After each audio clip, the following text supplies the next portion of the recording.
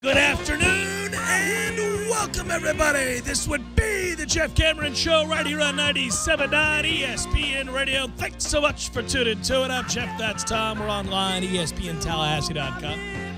That's where you go to listen live via the streaming free. Always don't miss anything, but hey, if you do, it's all right. We got you covered all 3 hours. Going to be posted both to iTunes and in our own audio vault. On the conclusion of the show, you can always email us too, jcs@979espnradio.com. On Twitter, it's @JCameronShow. It's also at 979 ESPN Radio. If you want to periscope the program, want to watch us on YouTube, you can as well. Type in ESPN Tallahassee. And the WTSM app. Can't forget about the WTSM app. It's free for your mobile devices. So if you're out and about and you want another means by which to catch up with the program, that's one of them. All right, we're 1 win away, buddy. Woo! I was nervous last night. Here we go, ladies. Here we go. That was a slower game. A lot of pitches taken. We were working counts last night. And, well, I mean, for a 1-0 game, it took 2.5 hours. That's kind of rare for softball. I'm so used for the other sports lasting so much longer that it still seemed to fly by to me. I mean, next thing you know, you look up, they're in the 5th inning. It's only a 7-inning affair. But it was tense throughout. Oh, yes. Well, hits were hard to come by. The two teams combined for a total of 10 by the time it was all said and done. You know, going into that series, Washington was considered to be a team that certainly got there through pitching and defense. They were one of the best teams in the country defensively, and yet they committed 2 errors last night. In the end, it kind of didn't come back to haunt them in any way, but we had a clean sheet. Clean sheet, as they say for a goalie, right? We had the clean sheet. No errors, and a shutout performance on the bump. All right, all right. When that ball left the yard, I thought, will that be enough for us to hold on? And it turned out that it was, and so Florida State is 1 win away. Could happen tonight right here on these airwaves. Coverage begins 7:45 pregame show, 8 o'clock first pitch. We'll have the game for you. Thanks to our friends at Westwood One. If you want to tune in tonight, if you're out and about, you can listen in to Florida State softball team. 1 win away from bringing home this program's first ever national championship in the sport. And wouldn't that be special? Obviously, we celebrate national championships at all times and with great gusto. And, man, I'm trying to think what I'll do tonight. You know what's great? My son sitting down next to me last night to watch this game. I'm flipping back and forth between our game against Washington in softball and the other regional games in college baseball, as well as occasionally checking scores in, with the hockey, right? So, we're getting everything going here. And he kept saying to me, Daddy, put it back on the softball. Good on you, son. And I agree. And I did. I ended up staying locked in there, and it was sensational yet again. And I'm proud of these ladies, and I'm proud of that program. And Lonnie Alameda was a guest on yesterday's program. If you missed that, we had her on, head coach, Florida State softball. She was great, and I think every one of us here watching this is thankful that we've had something to distract us from postseason college baseball after the collapse at home here by the men. Yes, we've needed this. Oh, it has really been the salve, right? I mean, this has really helped. And I was on a, much like you, we were talking about the sporting events last night on a family group text because we have a informal family pool for the Stanley Cup playoffs. And so they're in the finals and, 2 family members' teams are left. I thought about you, by the way, as an aside. Can I just say this? And it's duly noted that you've brought this up before. If you didn't watch last night's Stanley Cup game, you'd have thought Washington dominated, and they didn't. Good Lord, that is the weirdest 6-2. I mean, Vegas was the better team by a lot, and they lost by 4 goals. That's crazy. It is. It's also justice for Vegas a little bit. They got Vegas by Washington. Yeah. But anyhow, back to what we were talking about. Sorry. Well, okay, so my nephew has been locked into the Stanley Cup playoffs, but his mom and dad met at Florida State University. So we're talking about the hockey in the text, and I'm watching softball, and then he throws down with, well, I'm watching the Seminoles. I can't watch Washington Vegas tonight. I'm watching the Seminoles play. And I texted him. I said, "You young man. That's right. That's what you do, young man. You understand much earlier in life than I understood because this is compelling television." And I'm glad to see that. I mean, I wasn't reaching out up there saying, "You watching the Noles?" They reached out to me and said, "We are watching the Noles because they're playing for a national title." It's freaking awesome. So it means it's not just a Tallahassee thing. I think Florida State fans around the country have been locked into this, and they've been rewarded. It's been dramatic every game. Well, gosh, it was intense. If maybe you were watching from afar or you just looked at the score, you might have thought there wasn't a lot of action last night, but there was a lot of action last night. The game was close. There were women on base, several times for Washington where we're having to get out of it, and there were times that we could have capitalized on opportunities to expand the lead or get the lead before that home run, and you waste or squander those opportunities. I shouldn't say waste. I mean, girls make good pitches, and there were some fine defensive gems out there to boot. And the next thing you know, you're in a one-run game in the final 2 innings, and you're holding your breath, and that includes the final inning. By the way, that is a play that will live in Florida State lore forevermore. I'm talking about the Jessica Warren play that last night, Jessie Warren play, I should say, that last night was, mouth agape. I could not believe what I just saw. Have yourself a moment. Well, have yourself a postseason, but have yourself a moment, a singular moment, above all the other moments that you've already had, Jessie Warren, and this is the one that will resonate forever. We will have, I'm sure, like trading cards and memorabilia and things for her to sign well into old age. It will be that picture of her absolutely as stretched out as a human being could be. That was incredible. She just lays down a sack. And the diving catch by Warren for the double play! Jessie Warren laying out. And now Florida State an out away from a win. And this is all about positioning, and reading athleticism. The hands of Mel Hart. Look where she starts at. She reads the hand. She's on a full sprint, and she knows the second that ball has any arch. Yeah, she is you going can stop full it there. out. She is. It was incredible. And it was about positioning. It was about an understanding, but it was also about unbelievable athleticism. You won't see better catches than that this year in any game. And that catch was incredible. Well, yes, it was positioning, anticipation, and then, yes, the athleticism to do it. It's preparation, too, for the moment. I mean, you can forgive somebody if they're off by one step in a key moment because there's so much happening so quickly. Because if you think about it, now the leadoff person is on, right? So your head might start swimming about all the permutations. Are you playing for two? Where do you need to be? But this team is prepared. I go back to a play on Sunday where we lay down a suicide they're well squeeze. coached. They are really well coached. You're right. They are prepared. And the runner is on second immediately looking to go to third because they understand where the defensive positioning is. Now, that's on the offensive side of the game. But Lonnie was talking to the pregame show last night on Westwood One about how much they go back to basics. And they talk about, if we're going to put the ball in play, I want to recruit people that make you earn an out. You got to throw across the diamond, and you got to know we're putting pressure on you because we are fast. We're going to take bases. We're going to steal second or steal third. You have to make a play to retire us. And that's the pressure we want to put on somebody, the urgency.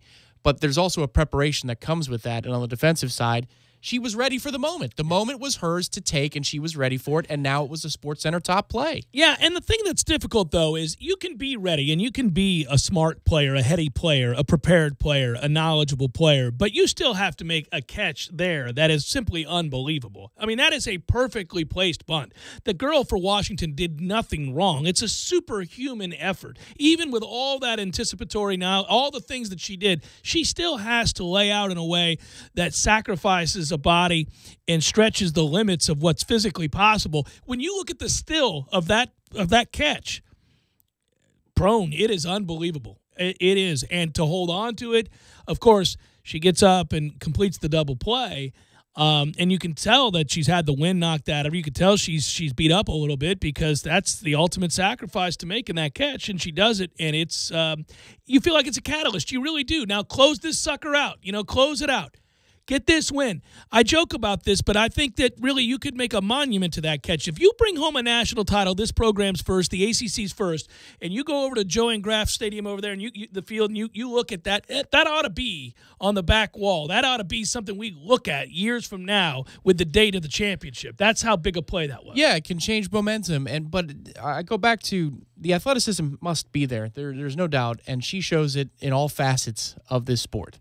But you can tell how sharp her mind is in that moment because of the lack of hesitation to fire to first. Her mind never leaves the task at hand. There's always something more to do. I go back. This is probably the greatest catch I've seen in the postseason. Andy Chavez once for the Mets in 2006. Yeah, you end up losing that series. We lost the game that night. It was Game 7.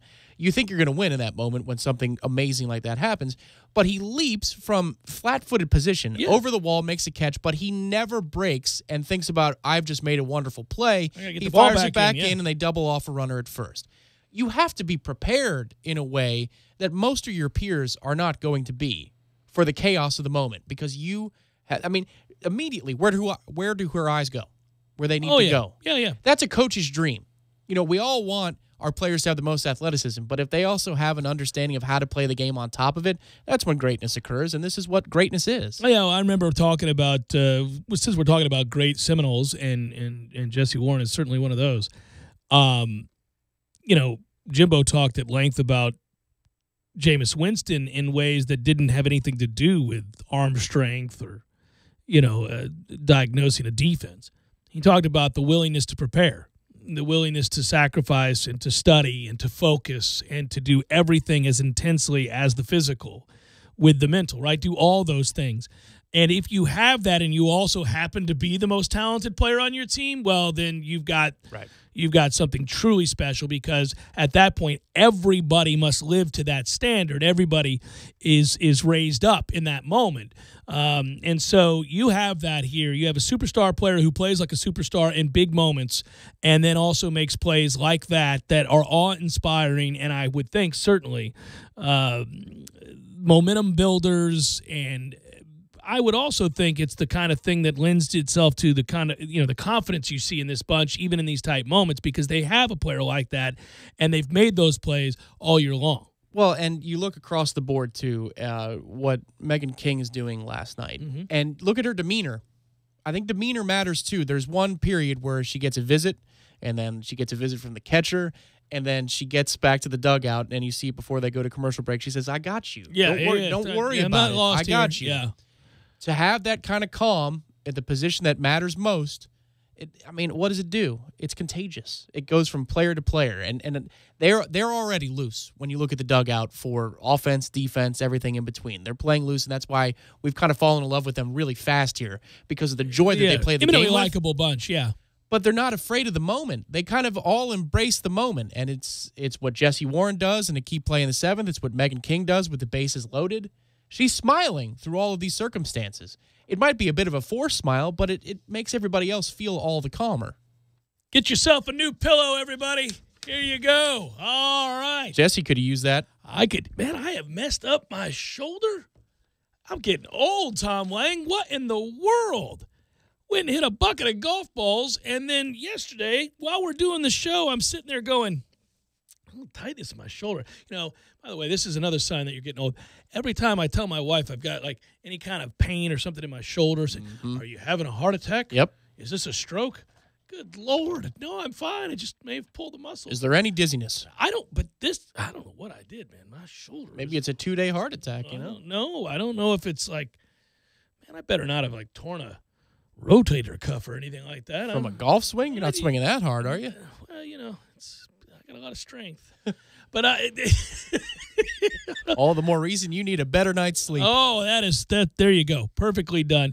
Hey, listen, go to mypillow.com. Tell you about the pillow all the time because it's a good pillow, and they've asked me to convey that message, and I am because I believe in the pillow. I think you'll like it. And you can save some money now if you're willing to try it. Click on the 2-pack special. Enter the promo code 979ESPN. You go to mypillow.com, click on the 2-pack special, enter the promo code 979ESPN. You'll get 2 MyPillow premium pillows for one low price plus free shipping. There's probably a lot of pop in there, right? Pop, pop, pop, pop. It's annoying. Sorry. Go to mypillow.com, click on the 2-pack special, enter the promo code 979ESPN, or give them a call today, 800-944-6596. They have not asked me to try to sell the pillow topper or the mattress topper. Have you seen that yet? Oh, the mattress cover, the whole thing. The whole thing? Yeah. They got that now? I don't have that item. I've never laid it on it. I don't know if it's any better than any other, but I just saw that commercial this morning. So you're saying you want to try it to tell the people about it? I might if it's as comfortable as the pillow. I mean, the pillow is comfortable. I'll give it a go. Very nice. Thank you.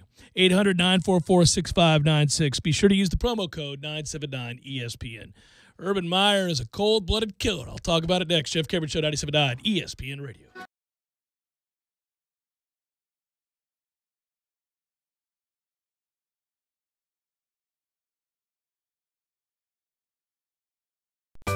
Sorry, boys, I did not have time to pack. We got this.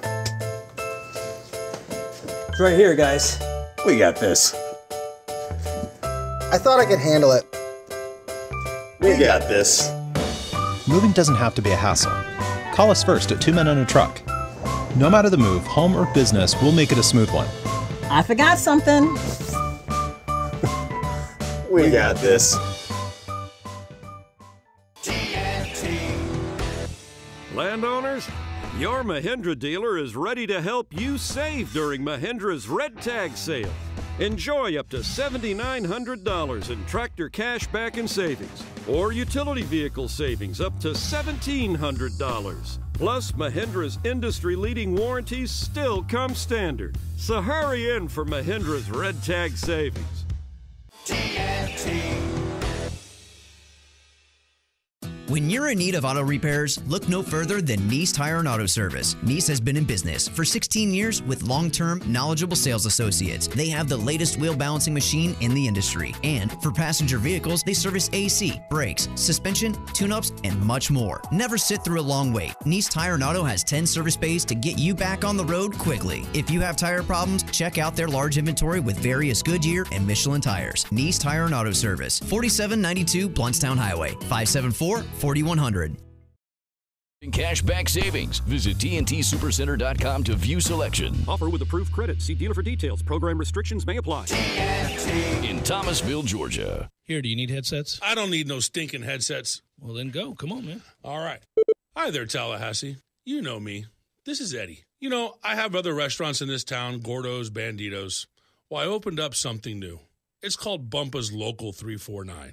You may ask, what is Bumpa's Local 349? It was named after my grandfather. Bumpa. It's what we called him. Best man I ever knew. And the Local 349 was his union. And I try to bring this local flavor, this local flair of Tallahassee. I want to bring it to you, locally owned and operated. Warm, good food. Good Lord, man, we're getting all weepy up in here. It's a cool sports pub. It's got TVs everywhere. You got every package. You got a gazillion kinds of beers and delicious food and a deck. We don't need to weep up in here. Come on, Eddie. And we have 16 local Florida taps. Great craft beer just for you. And the best bologna sandwich you'll ever eat. It's like you just won the lotto. As Bumpa said, no matter how you cut it, it's still bologna. Bumpa's Local 349, 2738 Capitol Circle Northeast. You are a hero. You may not fight killer robots, but a crabby toddler can be a formidable foe.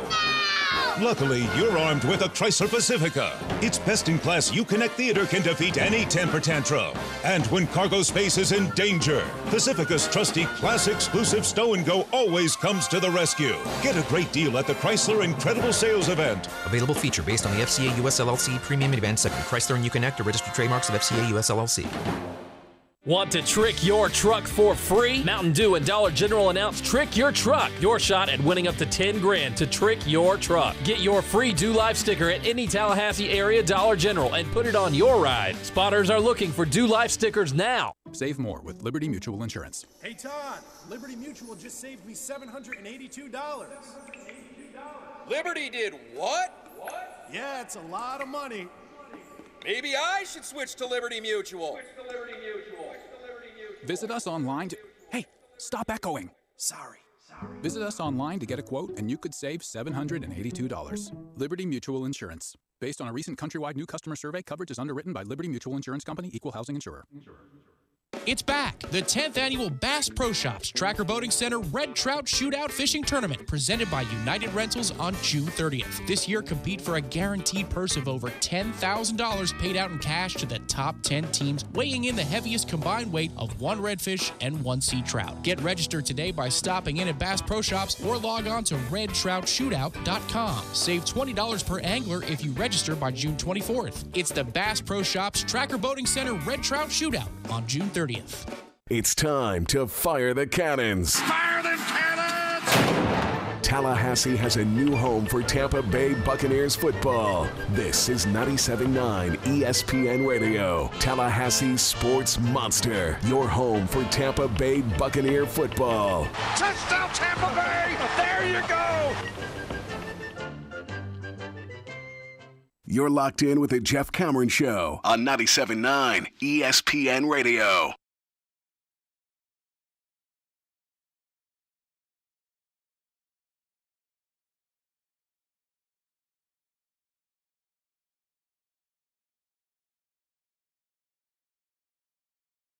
Show 97.9 ESPN Radio. Yes, we're aware, unfortunately, some streaming issues. So I just retweeted a Tom Lang tweet, which shows you the alternative feed. Also, you can find the YouTube feed. Watch it on your phone, perhaps, or your computer, or just go to YouTube and type in ESPN Tallahassee. Perhaps Periscoped as well on at 979 ESPN Radio. That is correct. We have all these means, so we have backups when one of the means are not meaning no more. What the hell, man? It's a big day. It's a big win. We're 1 win away. Real quick, I wanted to note this is funny. Got to give him credit.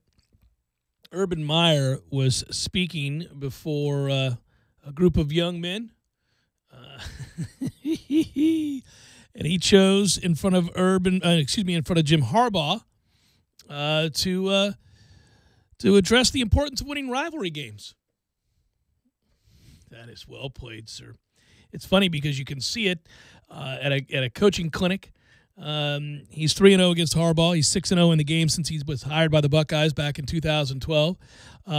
This is what he said according to the Detroit Free Press while addressing the young men. When Bill Belichick comes in to talk about possible draft picks, he'll ask me 2 very critical questions. What kind of teammate is he, and how does he perform in the big game, Meyer said. He wants to know what kind of teammate you are. I'm the same way. And how do you play in the big game? I want to see it in your rivalry game. I want to see it on 4th down when the team needs you. Not when you're running around in shorts and a T-shirt doing vertical jumps. The big game, the big one, the one that matters the most, the one where you're up 4 scores in the 3rd quarter. Not that one. I want to know, how do you play against your rival in the big game? Can you give your very best? If you can, get ready for a big career. Well, Jim Harbaugh is standing literally in this picture a few feet away. But anyways, wonderful win for us. We're happy. We were very fortunate. We know that. They're a good team that continues not playing very well when they play us for some reason. It's awesome, by the way. How do you perform? How do you step up to the plate when it's all on the line in a rivalry game?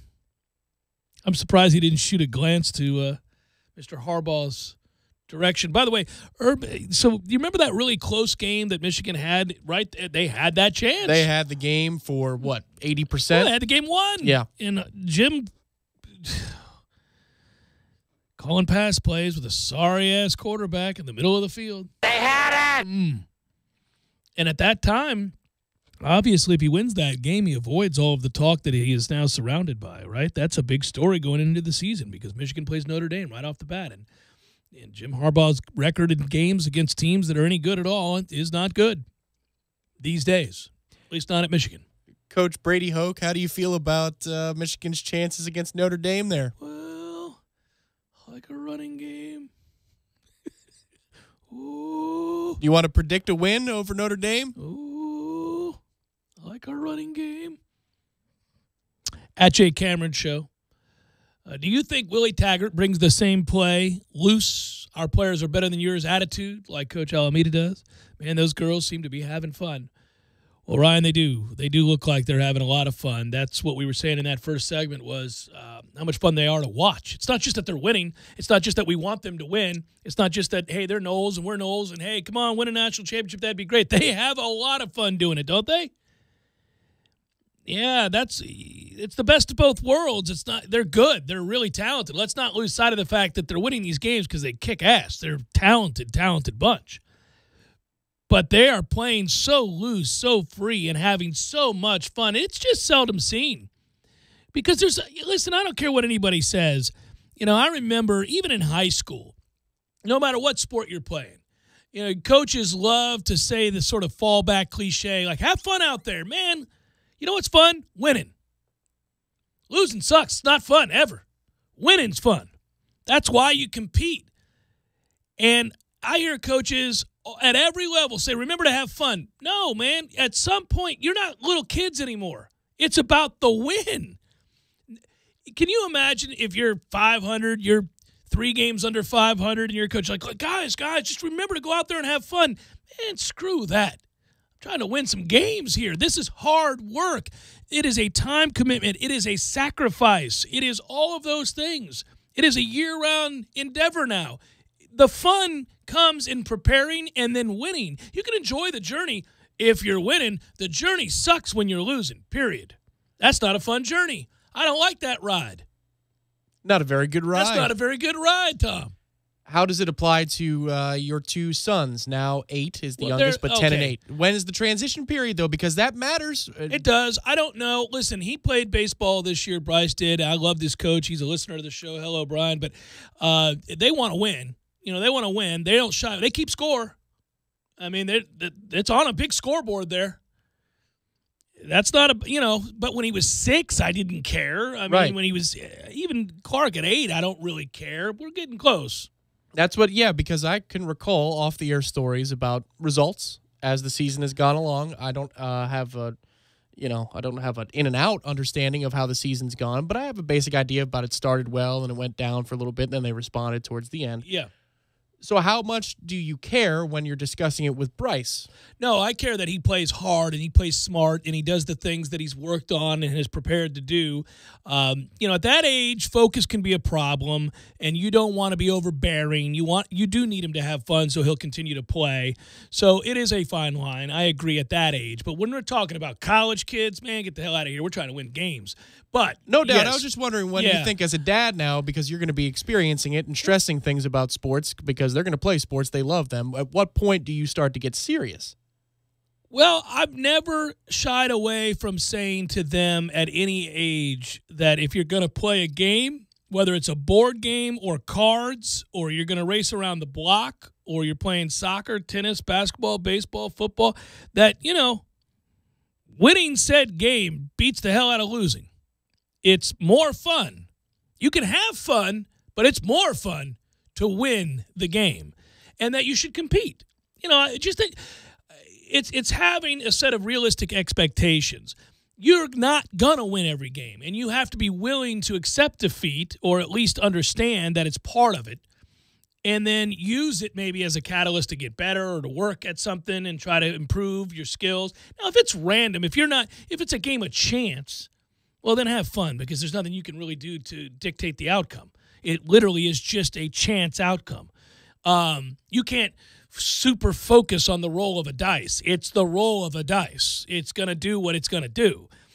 But if it's a game physically where you're involved in, the outcome, and you can help dictate that by what you do mentally and physically, then I need you to care enough to try hard and give your best effort in order to try to win the game, knowing that so's the other guy, and sometimes he's better or she's better. And you live with that, and you use it, and you go forward. But I don't know. I don't remember the age. I just know by the time I got into high school, whether it was running track or playing football or any of the other sports I played, practice was practice, and there were times you could have some fun at practice, and you loved your teammates and you loved the guys, but you knew you were building towards the game, whenever that was. And in the case of football, Friday nights, you were building to the game, and damn it, man, I never thought once in the middle of a first quarter or halfway through the third quarter, boy, I'm just having so much fun. Never. I thought I'm going to try to break this guy's ribs because it might help us win the game, and I'd like to win the game. So do you identify more with a coach that lets him play with bravado and play loose, or a guy who's a taskmaster? Oh, I think you can afford to play loose when you're prepared. I think that when you've worked hard and you've put in the time and the effort and you have the mental and physical focus necessary to win games, then that's your grand reward, is to go out there and play loose because you know you've done the preparation. It's like giving a speech in class. Like everybody has a certain level of anxiety that comes along with giving a speech. I don't care if you do this for a living or you're a hermit. To varying degrees, you're scared to death to stand before a large group of people and to read a speech or to give a speech in any way. But you're a lot more scared if you didn't prepare. You're a lot more overwhelmed if you didn't practice and you didn't put in all the time and effort to write and, have a central theme and message to deliver. So you would like to build up to a place where, having done all of that, your reward is to go showcase all of what that preparation is, which is you in full command. And that's and listen, that's easier said than done. I got it. I mean, but yeah, I think that coaches, there is yes, everybody, you got to be who you are, and your personality is your personality, and players will adapt to that, and they'll figure out who you are and how you coach and what you do and what the methodology is. But that's almost individualistic. Like guys I played with, a lot of them. They had such a belief in their own abilities that then this was going to be fun because now they got a chance to do that on somebody that wasn't a teammate. It was before others, witnesses. Yeah, right. They got to showcase all of that, and this was their great reward. So they were going to play loose no matter what the demeanor of the coach was. But I think that's the interesting part about Willie and the question about what is he as a coach, for the 60 minutes of the game. When things don't go well, how do the interactions go between coach and player? When things are going well, how do the interactions go? Coming out the tunnel? I mean, yes, these are details, but they're indicators as to how he interacts with his players in moments that we're not allowed to see. It's going to be one of the joys of the season is to watch his interactions with players, the staff in general, their interaction with players, their in-game adjustments when things go terribly south. How are they the next day in the press conference, and how are they on Monday, and what's that week of practice like, and how do their players respond? I agree with that. From what I can gather, Willie, not too far removed from being a player himself, is not a fire and brimstone guy. He is a guy that defines terms very clearly. You know where you stand. You know what the expectation is. You understand where the levels are that you need to meet. And I think it's almost like a Leonard Hamilton thing in that, I always joke about this with Leonard. I mean, Here you go. This is what we will do, and if you don't do that, then you won't play, and that's where we're at. Yeah, but the fun part here is this is going to be at a level that he's never coached at before, with more expectations, better talent, and in bigger games. Not trying to be rude about anything that USF brought to the table with UCF, because they were pretty good for a year or two when Willie was still there. Oregon was a reclamation job. He might have played in some high-profile games a year or two from his first season, but certainly not last year. There were little to no expectations. So does that moment change him? Or, you know what I mean? Do we learn a baseline of who Willie is, and then let's just say we go... Watch how it changes him. Yeah. We have one loss going into the Clemson game. We're down 10-0 to Clemson. What does he do? We're learning about him, and he's going to learn a little bit about himself, too, because these situations are completely unique to anything he's ever done before. And he's going to make mistakes, too. I think we should probably get ready for that. Well, actually, let's expound upon that here in a second. To answer Ryan's question, do I think he brings the same sort of devil-may-care, play-loose attitude? Our players are better than yours, have fun. No, I think he's a taskmaster to the sense that he has a game plan, the preparation that's been put in, and I think there's a calm demeanor and focus that will accompany that. I don't picture him over there yucking it up, if that's what you mean. But I don't know if that's what you mean, because I think that you can be that way and still be loose, if that makes any sense. I think to a degree, I think he is going to be that type of person because it's lethal simplicity. I've got mutants. I've got war daddies. Let's go. Play together. Do what you were meant to do. Well, and I'm going to get also- out of your way. You can tell. I mean, like some of the talking points when he first. Listen, football is a simple game, so we're going to do everything we can do to make it easy for you to play. I think that's what he's implementing, and that is a philosophy. But he is a former quarterback. He is a quarterback coach, and he is a play caller.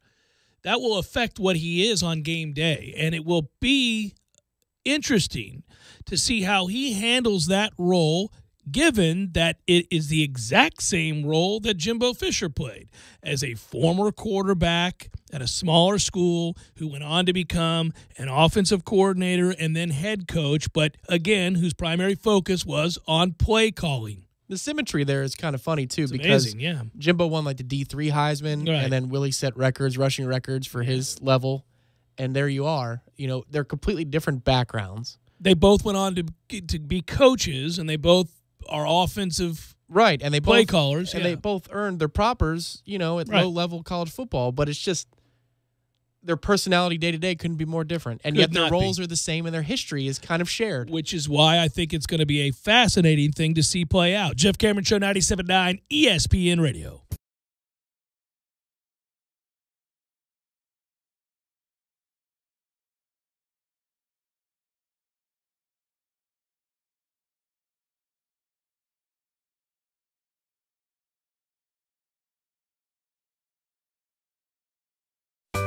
Sorry, boys, I did not have time to pack. We got this. It's right here, guys. We got this. I thought I could handle it. We got this. Moving doesn't have to be a hassle. Call us first at 2 Men and a Truck. No matter the move, home or business, we'll make it a smooth one. I forgot something. We got this.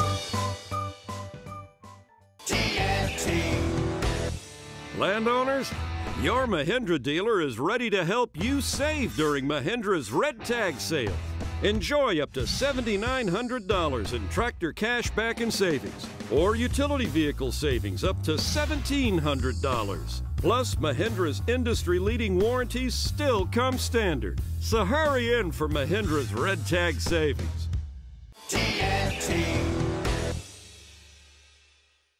When you're in need of auto repairs, look no further than Nice Tire and Auto Service. Nice has been in business for 16 years with long-term, knowledgeable sales associates. They have the latest wheel balancing machine in the industry. And for passenger vehicles, they service AC, brakes, suspension, tune-ups, and much more. Never sit through a long wait. Nice Tire and Auto has 10 service bays to get you back on the road quickly. If you have tire problems, check out their large inventory with various Goodyear and Michelin tires. Nice Tire and Auto Service, 4792 Bluntstown Highway, 574-4100.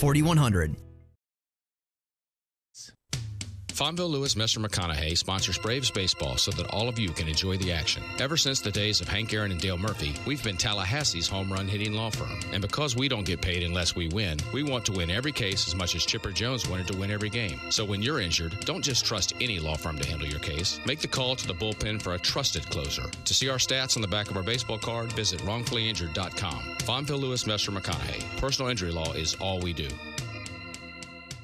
Have you ever noticed when you report an accident or a claim to an insurance company, they are very eager to get you to one of their approved body shops. They say that they guarantee the shops work, but what they're really saying is the shop works for them, not the customer. So choose a shop that is working for and looking out for you, someone you trust. It's your choice. Lisa's Paint and Body. License number MP46050. My number two does not look like a number two. I don't know what to call it. Is there a number three? Table for 4, please. Anything close to the restroom. A middle seat with these stomach problems? That's my fear of flying. Sound like you? If it does, you could be one of the many people with a digestive condition called exocrine pancreatic insufficiency, or EPI. Even if you don't know what EPI is, you might know the symptoms: frequent diarrhea, gas, bloating, stomach pain. If you have even just one of these symptoms, you could still have EPI, because not everybody experiences EPI the same way, which is why it's so important to open up to your doctor about all your symptoms. And the good news is, EPI is manageable, so don't keep a lid on it. Go to identifyepi.com, complete the symptom checker, and use it to have a conversation with your doctor. Don't keep a lid on it. Visit identifyepi.com. Brought to you by AbbVie. Save more with Liberty Mutual Insurance. Hey, Todd, Liberty Mutual just saved me $782. Liberty did what? Yeah, it's a lot of money. Maybe I should switch to Liberty Mutual. Visit us online to... Hey, stop echoing. Sorry. Visit us online to get a quote, and you could save $782. Liberty Mutual Insurance. Based on a recent countrywide new customer survey, coverage is underwritten by Liberty Mutual Insurance Company, Equal Housing Insurer. ESPN Radio Sports Center. I'm Christine Lisi. This just in. The Islanders have fired coach Doug Waite and GM Garth Snow. President of Hockey Operations Lou Lamoriello takes over as GM. Both Waite and Snow will remain with the organization.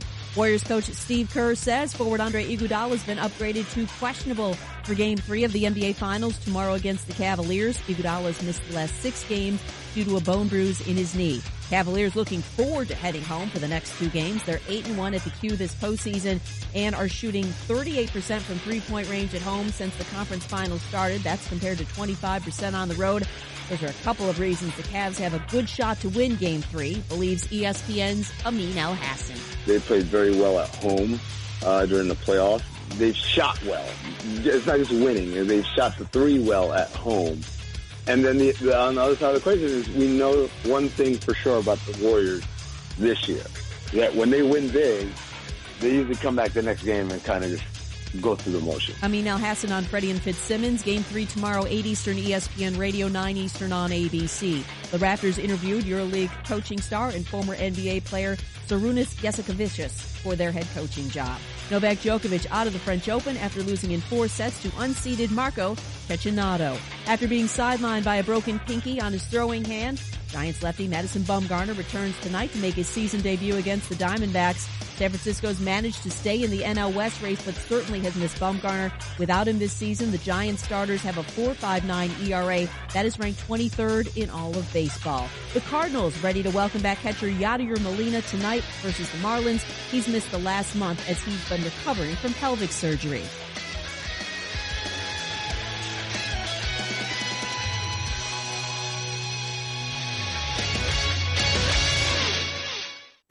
Live from the AmeriGas Propane Studios in the capital city of Tallahassee, this is the Jeff Cameron Show on 97.9 ESPN Radio.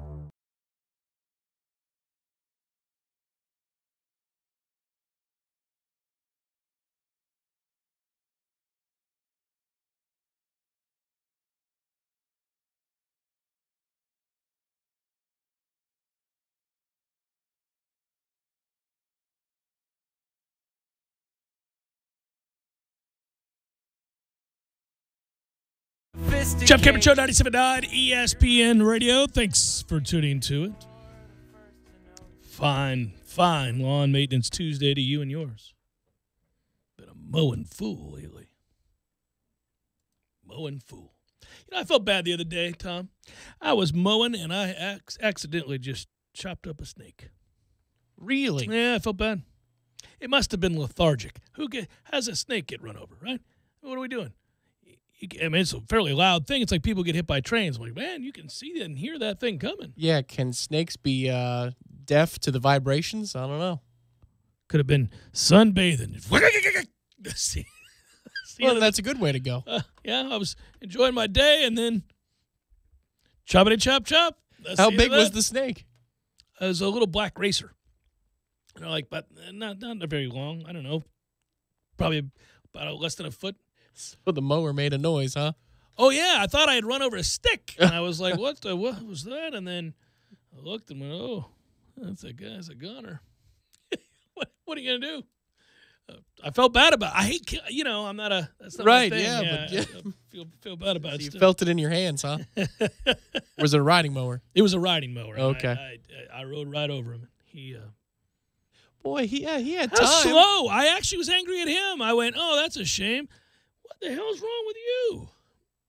Nothing anymore. No, that's the end of that. Nothing's wrong, nothing's right. He's gone. No easy way to segue into this from that, but I shall mention it because in my youth, I remember the catch. I saw the catch. I watched it with my best friend at the time, Luis Morales, and I've talked about that game over the years because I was 10 years old when it happened, but Dwight Clark passed away this week, and For those of you that are on the younger side of the demographic listening to this show, Dwight Clark was a tight end who made a catch for the 49ers. He was on that dynasty-era 49ers team with Joe Montana and the others. Made a catch that has really been, I think it's probably one of the 5 iconic images of the NFL that you see the most of, right? That catch, it's on the list of biggest plays. I mean, I'm thinking about the Ice Bowl. You see that all the time when you go back through history. Franco Harris's immaculate reception, you see that. I mean, if they show 5 clips that best represent the history of the NFL, that's usually one of them. The catch against the Dallas Cowboys in the NFC Championship game in San Francisco. I mean, it's a play that is as famous as any other out of the league. And he was on the end of that catch, the receiving end of that catch, and it was a play that over Everson Walls, I'll still remember it, in the back of the end zone, an incredible leap-in catch. And as a kid, it broke my heart because the Bucs were relatively new, and I still had feelings for the Cowboys as a kid because I loved Ed Too Tall Jones and Roger Staubach and those guys. And so, not that Staubach was in that game, but anyhow, Danny White and all those guys, loved them. And then that catch happened and the 49ers won. But, he had been fighting ALS, and that was announced, I think about a year ago, maybe 2 years ago. He felt weakness in his hand and was diagnosed. And they had a ceremony for him at a 49ers game last season, I do believe. Yeah, and they also, I would note, there was an article, if you haven't read it, there are a lot of articles written in the last 24 hours about Dwight Clark. In the time in his diagnosis, he's talked openly about it, and he has confronted his battle. And there was a lengthy article written where members of that team all got together and had one great last get-together and meal and sit down, and they laughed over wine, and they talked about the good old days. It's a hard article to get through because many of those players, all revered, many of them Hall of Famers, talked about they knew why they were gathering, and they knew what that was about. And yet they wanted to make it, along with Eddie DeBartolo and those guys. And it was a group of 30 former players and friends. They met at Eddie DeBartolo's ranch in Montana. Or it might have been Dwight Clark's ranch in Montana, I should say, in April. But they knew the end was nigh. And I read that article. That was a tough one to get through. He's 61 years old. That's, well, now that I'm 46 and damn near 47, 61, you're like, whoa, so young. My goodness, yes, you're closing in on 47 there. But you didn't play football. The NFL? At the NFL level, and I'm not talking necessarily about a correlation between head injury and ALS per se, but the concerns that weigh on a lot of 47-year-olds who played 12 years in the league, they probably aren't shared by you. Yeah, no, I don't share that. You're right. It's funny, though. I mean, we don't know if his ALS was brought on by football. We certainly don't know that. But it is fair to say that I can only imagine that a lot of players that did play 12 years in the NFL or in their late 40s or mid-50s have concerns and growing concerns every day about what they may find out or what damage may have been done. I mean, we're seeing that all the time. It's a central theme in our discussions that center around the NFL. It doesn't take long before you get to that one. But rest in peace to Dwight Clark. I did want to bring that up. He was a man. When you have moments in your youth where and it's for anybody, you can be young right now, you can be considerably younger than me. It's just a shared passion and love of sport that I'm talking about.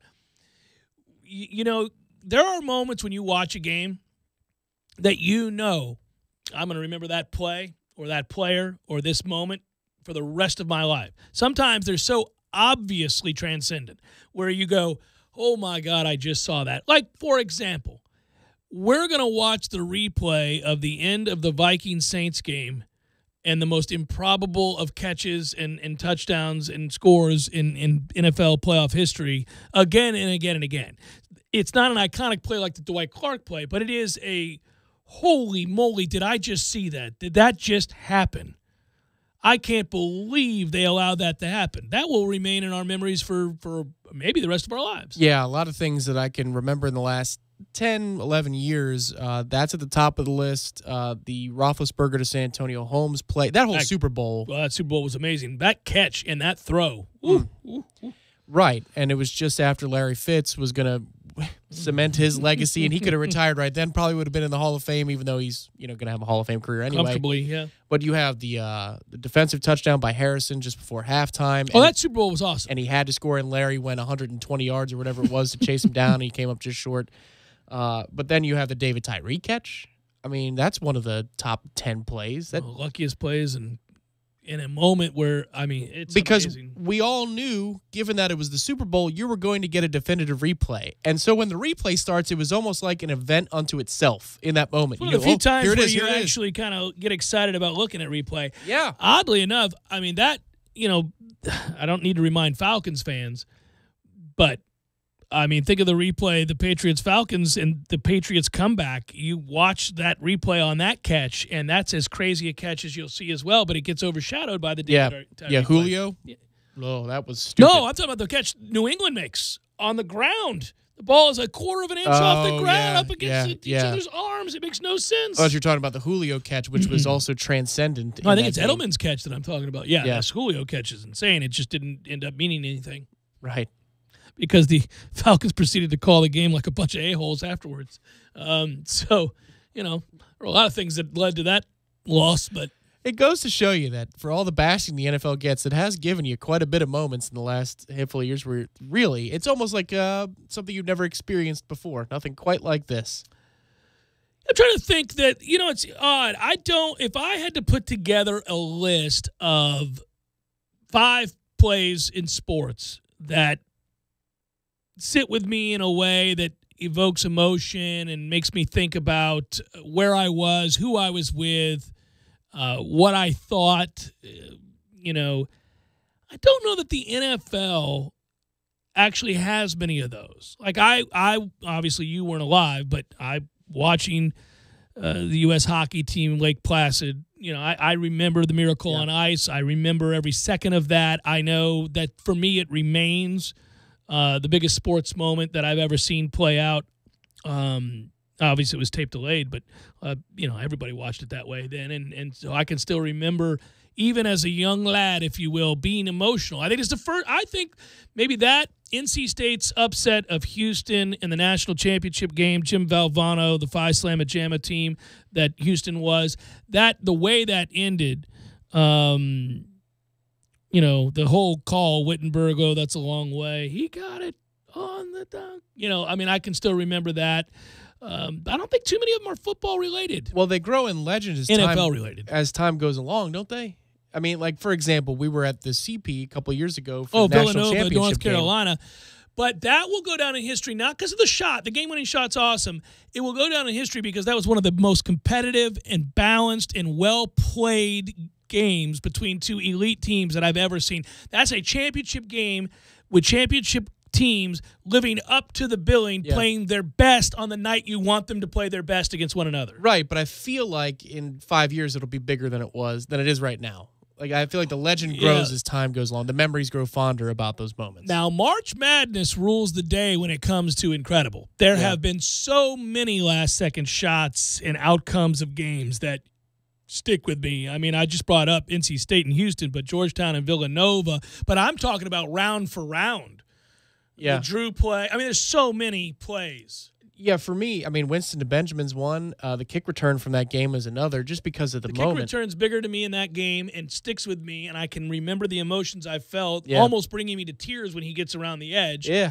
That play, no flags on the field. No, that play's bigger than the Benjamin play. I know that doesn't make any sense, but it because Auburn ends up taking the lead again, even after that play. But that's the first time you thought we can win after having been down so much. So there was a sense of relief. But I can remember 93. I was at the game in the Orange Bowl with my dad. He was, beside himself, couldn't watch the attempt from Nebraska to win the game, and the kid shanks it. I can remember all those plays, but oddly enough, it's not football, even though that's my favorite sport. that does it. Baseball, there's plenty of baseball. Being on the wrong end of it with the Pirates against the Braves. I was asleep as a young child for 93. 99, I saw the Warwick play and all that. But 13 was, for me, being what I was for undergrad, a really big moment. But it's the biggest one. When you said that, I'm sure everybody listening had one play come to mind immediately. For me, it was Justin Leonard's putt in the Ryder Cup. Which was incredible. That I've never been so stunned by a moment, because you knew it was possible. Well, You'd begun to believe at that point, because the U.S. had given you 2.5 hours of reasons to believe, maybe 3. And then that thing goes in. Well, it's cooking. That's going to go 20 yards past. I mean, yeah. It pops up and goes in. Those ugly-ass polo shirts. What were we wearing? Ben Crenshaw's design. That's what we were wearing. I can remember Jack in 86. I do remember that. I remember the build-up to that. I mean, I'm in high school at the time, Tom. Always a reminder. Always a reminder. Hour number 2, forthcoming. Stay with.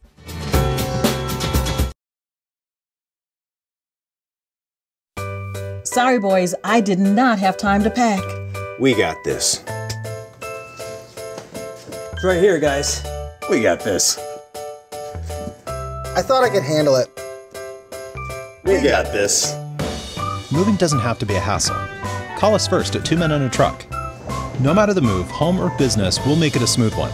I forgot something. We got this. Landowners, your Mahindra dealer is ready to help you save during Mahindra's Red Tag sale. Enjoy up to $7,900 in tractor cash back and savings, or utility vehicle savings up to $1,700. Plus, Mahindra's industry-leading warranties still come standard. So hurry in for Mahindra's Red Tag savings. TNT. When you're in need of auto repairs, look no further than Nice Tire and Auto Service. Nice has been in business for 16 years with long-term, knowledgeable sales associates. They have the latest wheel balancing machine in the industry. And for passenger vehicles, they service AC, brakes, suspension, tune-ups, and much more. Never sit through a long wait. Nice Tire and Auto has 10 service bays to get you back on the road quickly. If you have tire problems, check out their large inventory with various Goodyear and Michelin tires. Nice Tire and Auto Service, 4792 Bluntstown Highway, 574-4100.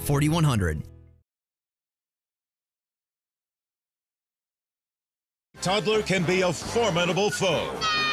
Luckily, you're armed with a Chrysler Pacifica. Its best-in-class Uconnect theater can defeat any temper tantrum. And when cargo space is in danger, Pacifica's trusty class-exclusive Stow and Go always comes to the rescue. Get a great deal at the Chrysler Incredible Sales Event. Available feature based on the FCA US LLC Premium Minivan Segment. Chrysler and Uconnect are registered trademarks of FCA US LLC. Barry knows cool. He's keeping you comfortable. Barry knows cool. You can put him to the test. Summer temps in Tallahassee can mean extra stress on your AC unit. Let Barano Heating and Air Conditioning help with their Total Comfort Service program. Visit BaranoAC.com for info. You'll also find money-saving rebates, energy-saving tips, online scheduling, and more. Turn to the experts at Carrier and Barano Heating and Air. Call 580-4029. License for CAC 057652. I'm Michael Blank, an attorney with the Personal Injury Law Office of Jose R. Fernandez. If you get into an accident, call 1-855-HOSE-305. That's 1-855-HOSE-305. We don't get paid until you do. Se habla español. Offices Tallahassee and Miami. It's time to get your chop on as our Atlanta Braves continue to roll through the big NL East battles and into the summer. The 3-2 pitch, here it comes, and there it goes. It's fair, it's long, it's in the chop house. Atlanta Braves baseball on 97.9 ESPN Radio is brought to you in part by Fonville, Lewis, Messer, and McConaughey, and by Metro Deli in downtown Tallahassee. Head to ESPNTallahassee.com/Braves. Driving every day from the AmeriGas studios in the capital city of Tallahassee, this is 97.9 ESPN Radio, WTSM, Woodville, Thomasville, Tallahassee. ESPN Radio Sports Center. I'm Christine Lisi. This just in. The Islanders have fired coach Doug Waite and GM Garth Snow. President of hockey operations Lou Lamoriello takes over as GM. Both Waite and Snow will remain with the organization. Warriors coach Steve Kerr says forward Andre Iguodala has been upgraded to questionable For Game 3 of the NBA Finals tomorrow against the Cavaliers, Iguodala's missed the last 6 games due to a bone bruise in his knee. Cavaliers looking forward to heading home for the next 2 games. They're 8-1 at the Q this postseason and are shooting 38% from three-point range at home since the conference finals started. That's compared to 25% on the road. Those are a couple of reasons the Cavs have a good shot to win Game 3, believes ESPN's Amin Al-Hassan. They played very well at home during the playoffs. They've shot well. It's not just winning. They've shot the 3 well at home. And then on the other side of the equation is we know one thing for sure about the Warriors this year, that when they win big, they usually come back the next game and kind of just go through the motion. Amin Al-Hassan on Freddie and Fitzsimmons. Game 3 tomorrow, 8 Eastern, ESPN Radio, 9 Eastern on ABC. The Raptors interviewed EuroLeague coaching star and former NBA player Sarunas Jasikevičius for their head coaching job. Novak Djokovic out of the French Open after losing in 4 sets to unseeded Marco Cecchinato. After being sidelined by a broken pinky on his throwing hand, Giants lefty Madison Bumgarner returns tonight to make his season debut against the Diamondbacks. San Francisco's managed to stay in the NL West race, but certainly has missed Bumgarner. Without him this season, the Giants starters have a 4.59 ERA. That is ranked 23rd in all of baseball. The Cardinals ready to welcome back catcher Yadier Molina tonight versus the Marlins. He's missed the last month as he's been recovering from pelvic surgery.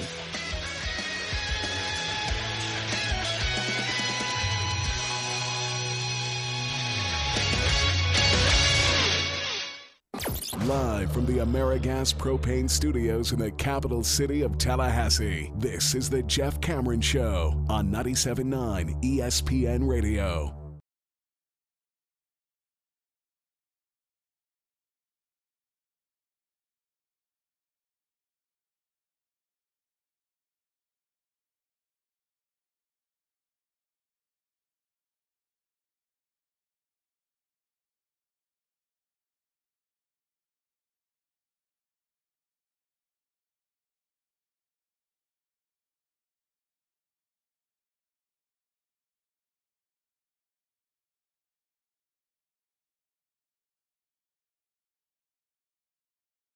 Hour number 2, Jeff Cameron Show, 97.9 ESPN Radio.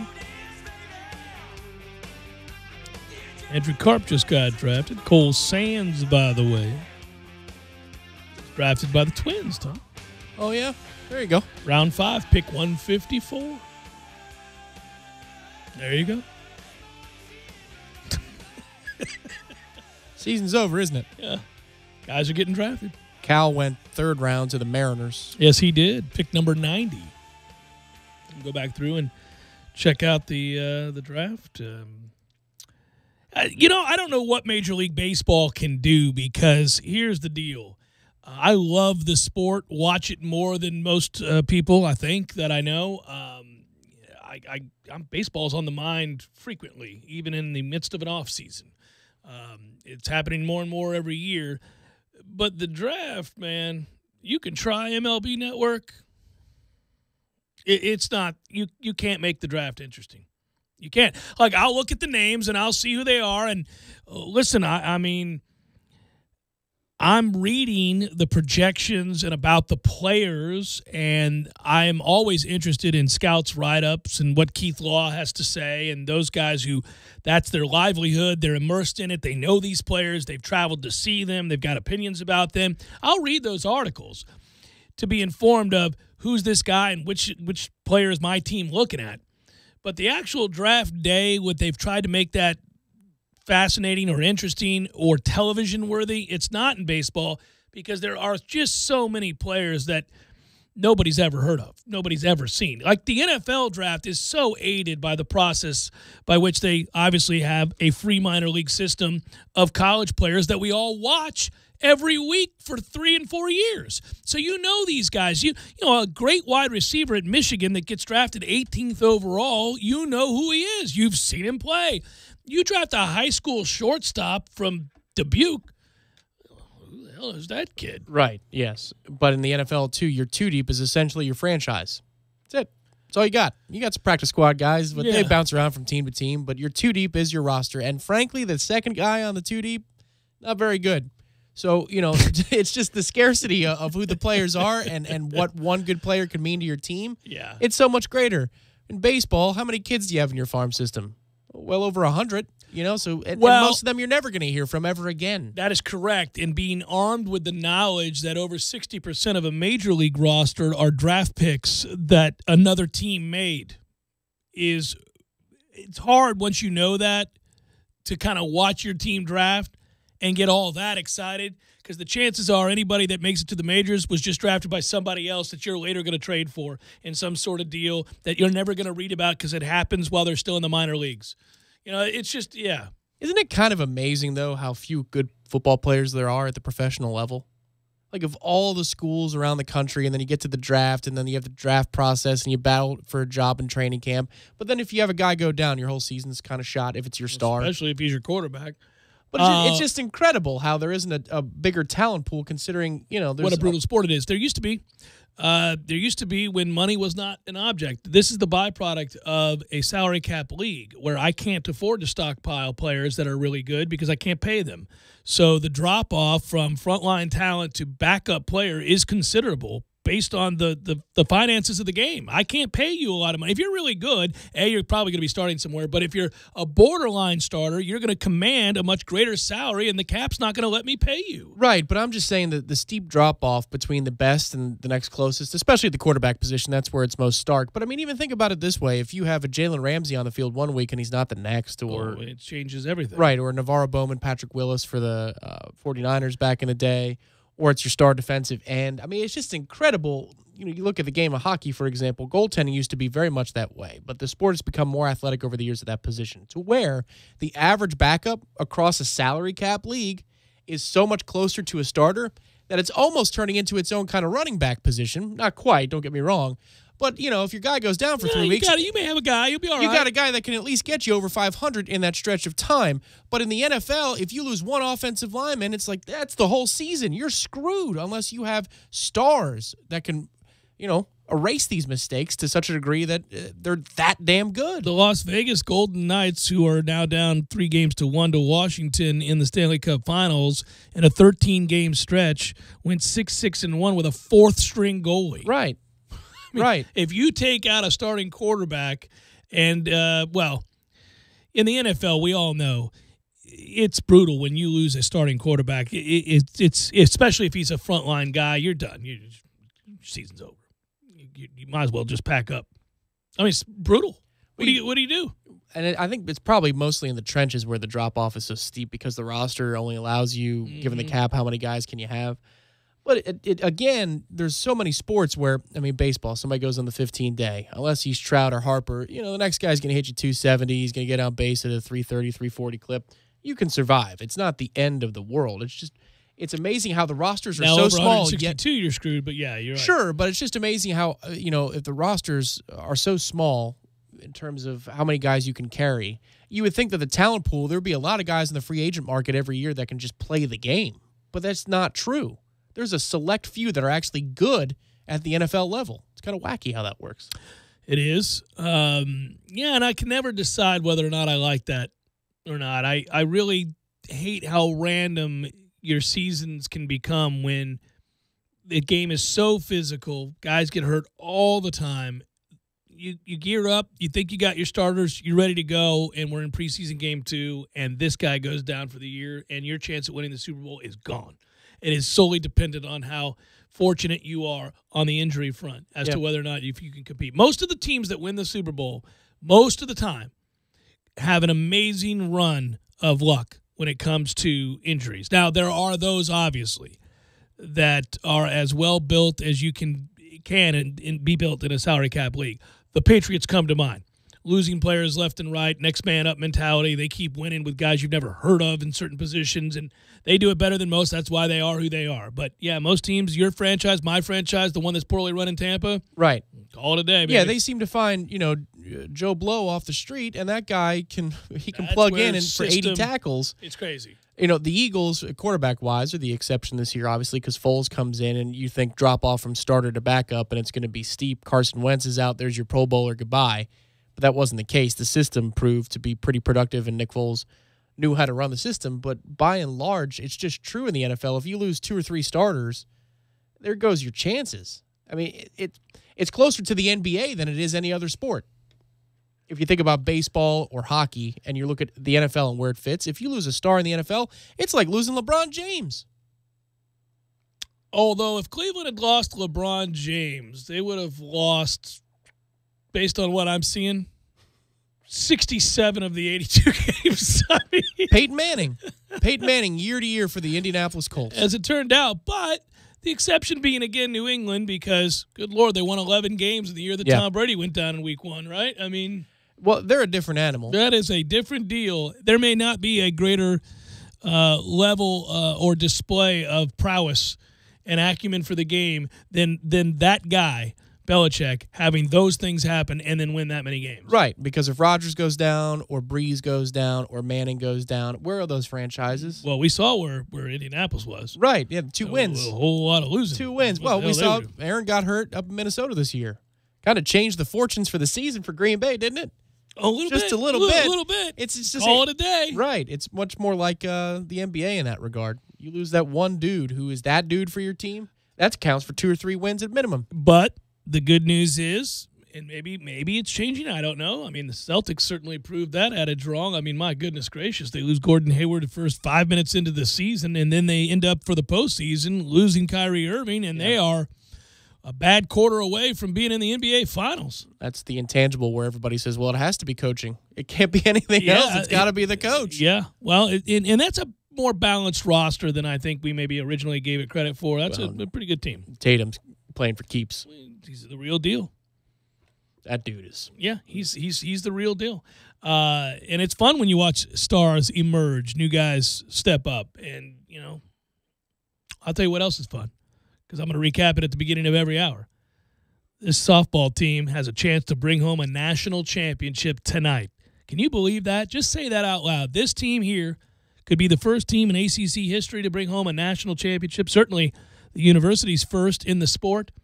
And every time you watch them, they deliver. They deliver a riveting game. I mean, I'm not even talking about a win every time, because they've been in a position now to face elimination 6 times. They're 6-0 in those games. But the games are always just riveting. They're something to behold. And last night, no different, 1-0. You talk about hand-wringing. I was hand-wringing throughout that thing. But at the end of the day, not only do you get the win, and are you this close to winning a national championship, you get an all-time play, the play, if you will, from Jesse Warren, a catch that, man, I watched that thing like 6 times last night. My wife and I were like, what in the world? Well, and the world did. I mean, you saw how many people. Tops play on SportsCenter, and Kobe Bryant reacted to it on Twitter. It was incredible. Right. Good for her. Good for her. She has been, by all accounts, just a wonderful representation of this university, and also her teammates love her. I mean, just wow. Well, did you see that little intro video they did with the little girls coming out in the field and talking to the players? Oh, it's powerful. Right. And Jesse Warren is, emotional because the young girl says, today could be your day. Well, how cool is that? Because yesterday, was her day. Well, and that I want him to win a national championship because I want him to win a national championship. But removing affiliation and fandom and all that, she's just cool, man. It's been fun to get to know her for me. A lot of people knew of her and about her and all of her accomplishments long before I did. I'm not going to tell you that I knew everything she had done. I hadn't followed this women's softball team. I didn't know. Not until the postseason did I start to even pay attention a little bit. So I am Johnny come lately, but I have loved learning about her and reading and going back to learn more. I know Corey wrote an article. I went back and read that, and then I've seen her interviews, and I've obviously watched her play now, and she has provided dramatic moment after dramatic moment and delivered in the situations where you want your stars to rise. She has. That whole team is, as I said before, eminently lovable, and they play with such a zeal and love of the sport, as well as a skill level that everybody can be in awe of. So they're the total package, man. They're the total package. And just come on, bring that thing home, because now, too, not only do you win that national championship, but you have a play that now you can stamp as an identifier for that program, a representation of how great the team was, how great a player she was, what they accomplished. I'm telling you, statue that sucker right outside the softball stadium, man. Well, and all the little moments too, and we talked about those last hour. Just the little plays, the heads up plays that are winning. Yeah, they play smart. They're physically talented. They have a lot of fun. Well, you have Sydney Sherrill covering first on that play too. You know, the second baseman has to be aware of the moment and the situation because her responsibility may be to go elsewhere if the ball drops in play, and you know it's just to be there, to be ready for any scenario possible. That girl from Washington is 3/4 of the way to second. Of course she is. She should be. That moment that she realizes, you know, she had to think, are you freaking kidding me? You're going to catch that? Right. But we see it so many times with college kids, and you can't stress it enough because Sydney Sherrill's a freshman, right? And she's the hometown story and all that, which is pretty cool. And for being so little, she hits the ball a mile, too. She gets a couple of home runs out there. Yeah. But when chaos happens in a moment like that and a kid isn't where they're supposed to be, and I get they're coming in at the corners, so you have a responsibility to cover a bag. But to be there, to be ready for that moment, it's awesome. I'm not trying to pick on kids over the years in any program that didn't do it in that moment, but we remember those moments where it was a little too much. But for this group, the moment has yet to be too big for any of them. They just, if there's adversity, next play. Worry about the next pitch. Worry about the next half They did inning. it a lot last night, got out of some jams, and also had moments where they could have maybe buried Washington and left the girls out on the base paths, and yet they buck up, get back out there, and make plays. Yeah, that catch, that's a no ma'am moment right there. That ain't happening. You're not getting this bunt down. Come hell or high water. Do you think Shellnut hit it out off the bat? I was surprised to see it went. Well, I thought it had a chance, but it also wasn't the rockets that they were hitting the other night where they were no doubters. So you're kind of I'm still getting used to the very different dimensions of a softball stadium and how it plays on television. Yeah, the calculations. The calculations in my brain. Yeah. I think that's fascinating, by the way. When you watch Major League Baseball or even college baseball, when a ball is hit, just because you've watched it for years and years and years and you have a pretty good feel for how big a baseball stadium is, any baseball stadium, and the trajectory of a ball and the way it has to come off the bat for you to think that it's out. Softball, I'm still learning. I'm still sort of, at least as it pertains to TV, I'm sure if I was in person, it'd be easier. But, yeah, when you watch it on television, you're kind of like, well, is that just a deep flow? Oh, that's gone. Yes. Right, yeah. When the person in the bright green shirt was sizing it up, I was like, ooh, okay. Usually the crowd could tell you. Well, that's what I do, too. I do the same thing. It's just like when you're watching field goal attempts and you're at a bad angle either in the stadium or they have one of those stupid camera angles. You're like, what are you doing? Right. And I just look at the people behind the goalposts. What are they doing? Yeah, especially if it's if you're on the road, because the home crowd will go nuts. They will go nuts. Oh, they know halfway there. They're like, he's missed it. Well, I got really good at gauging makes and misses, primarily misses, when Roberto Aguayo was in Tampa. I really could tell you exactly how quickly I could tell that ball wasn't going through the uprights. It was the moment that they decided to kick a field goal that I said, this got no chance. It's Jeff Cameron Show, 97.9 ESPN Radio.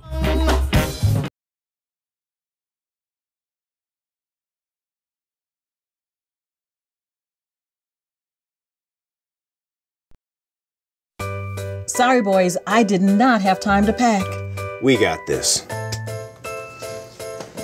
It's right here, guys. We got this. I thought I could handle it. We got this. Moving doesn't have to be a hassle. Call us first at 2 Men and a Truck.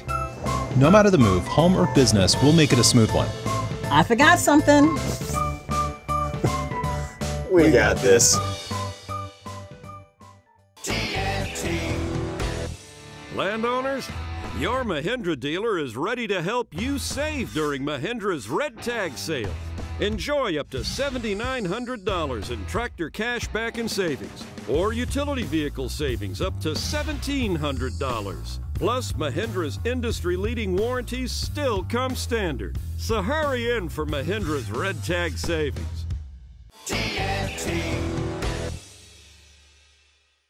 When you're in need of auto repairs, look no further than Nice Tire and Auto Service. Nice has been in business for 16 years with long-term, knowledgeable sales associates. They have the latest wheel balancing machine in the industry. And for passenger vehicles, they service AC, brakes, suspension, tune-ups, and much more. Never sit through a long wait. Nice Tire and Auto has 10 service bays to get you back on the road quickly. If you have tire problems, check out their large inventory with various Goodyear and Michelin tires. Nice Tire and Auto Service, 4792 Bluntstown Highway, 574-4100.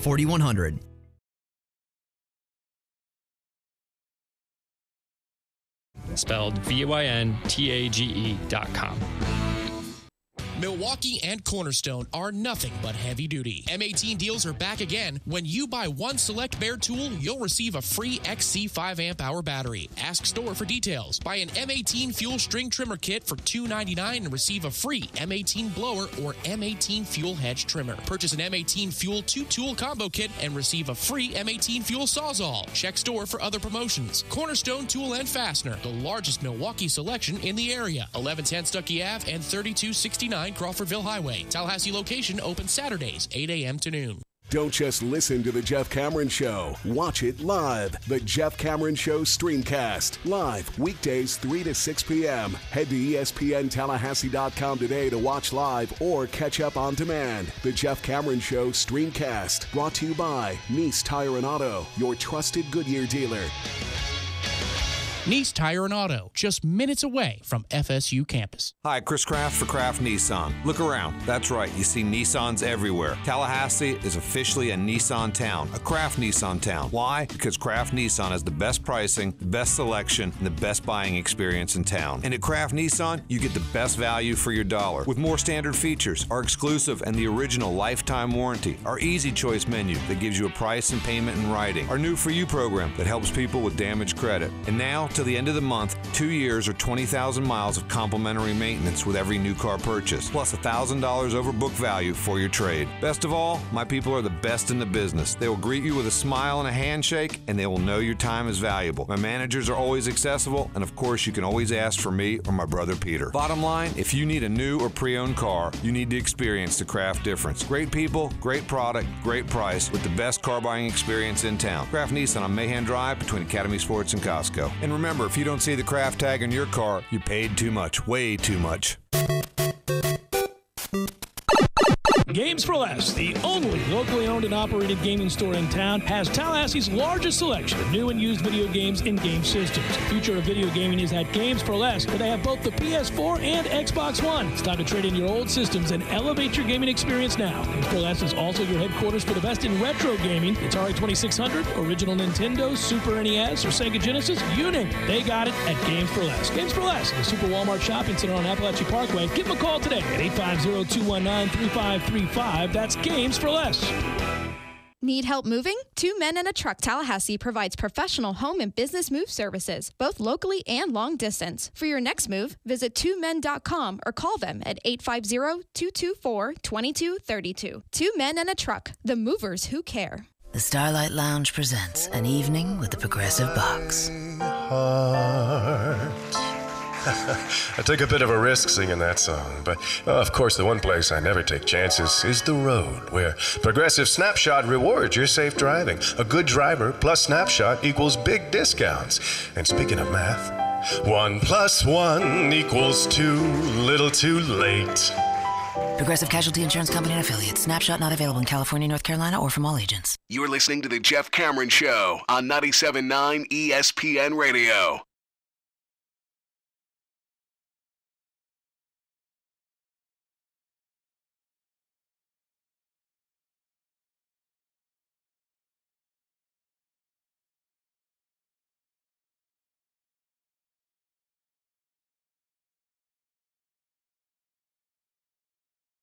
You know, I don't like to spend a lot of time on it because it just brings us down, but I do want to say congratulations to those from the baseball team that have been drafted. And I was thinking about this when Cal Raleigh was drafted.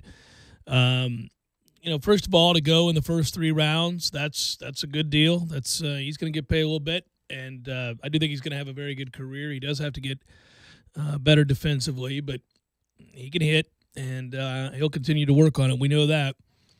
I felt so bad for him. You know, I talked a lot about Drew Parrish and how bad I felt for him. And I still do, because I think the wrong decision was made and he was left out to dry. But he gets to come back. You know, a guy like Cal Raleigh, he's out of here, man. That's just got to be I can tell that I'm a dad these days because I think about the kids. Like, I'm pissed at the loss as a Knoll. I'm like, dog it. What are we doing? You know, and all that stuff. And I'm angry just like everybody else. But yeah, I feel bad for the guys that's how their career ends. Unfinished business, that feeling that you can't, I mean, what are you going to do? Turn down millions of dollars to come back and see if you can right the wrong? I don't think he'll get millions there, but he'll get close to it. But you're right. Well, I would think, you know, $700,000. In terms of, that's it? Oh. Third round? Yeah. I don't think he'll be all right. No, he'll get, you know. Well, that's depressing. Even though that's a whole lot of money. It's a whole lot of money. He's going to be all right. I feel like he's worth more. Maybe he should come back. Worth more to us. Yeah, that's. Can we match that? Well, not publicly. We can't announce that. Let's match it and then roll the dice. Hey, you hit like you did this year. You know what? You're going to be slotted in the top 50 next year. There you go. I think he'd probably even hit better. When he's healthy, he hits, period. You know, we saw it his freshman year. Last year, he was just hurt the whole time, and so what are you going to do? But came back healthy this year, really started hitting. A great leader, all those things. Good luck to him. Good luck to all those guys that are moving on. It's an interesting place that Florida State baseball finds themselves in right now. I'm glad we're distracted by the success of the softball program and the chance at a national title, because it's fair or unfair, it just feels stagnant. It feels a little, you know, like you're not sure what to do here. I know this, that just if you're going to be completely objective about the number of consecutive 40-win seasons and getting to the postseason, you wouldn't turn your back on that and coaches who produce that, ever. But it's a unique situation. Well, it would do the university well. You know me. It's the same old talking points until they're different, but they've been the same talking points for how many years now? If the university would just do everybody a solid and declare what it is their intentions are for the next 5 years. Well, that's the next big step, is to find out what those intentions are. I don't think we know behind the scenes how that conversation is working. Nope. I know that there are different factions of people who want different things. I do know that. I've always known that. You have ardent supporters of the program, financially and otherwise, saying that, you know, it's certainly Mike Martin Jr.'s to take over. And offensively, when you look at runs scored, we're a top 20 offense again this year, and his resume is strong.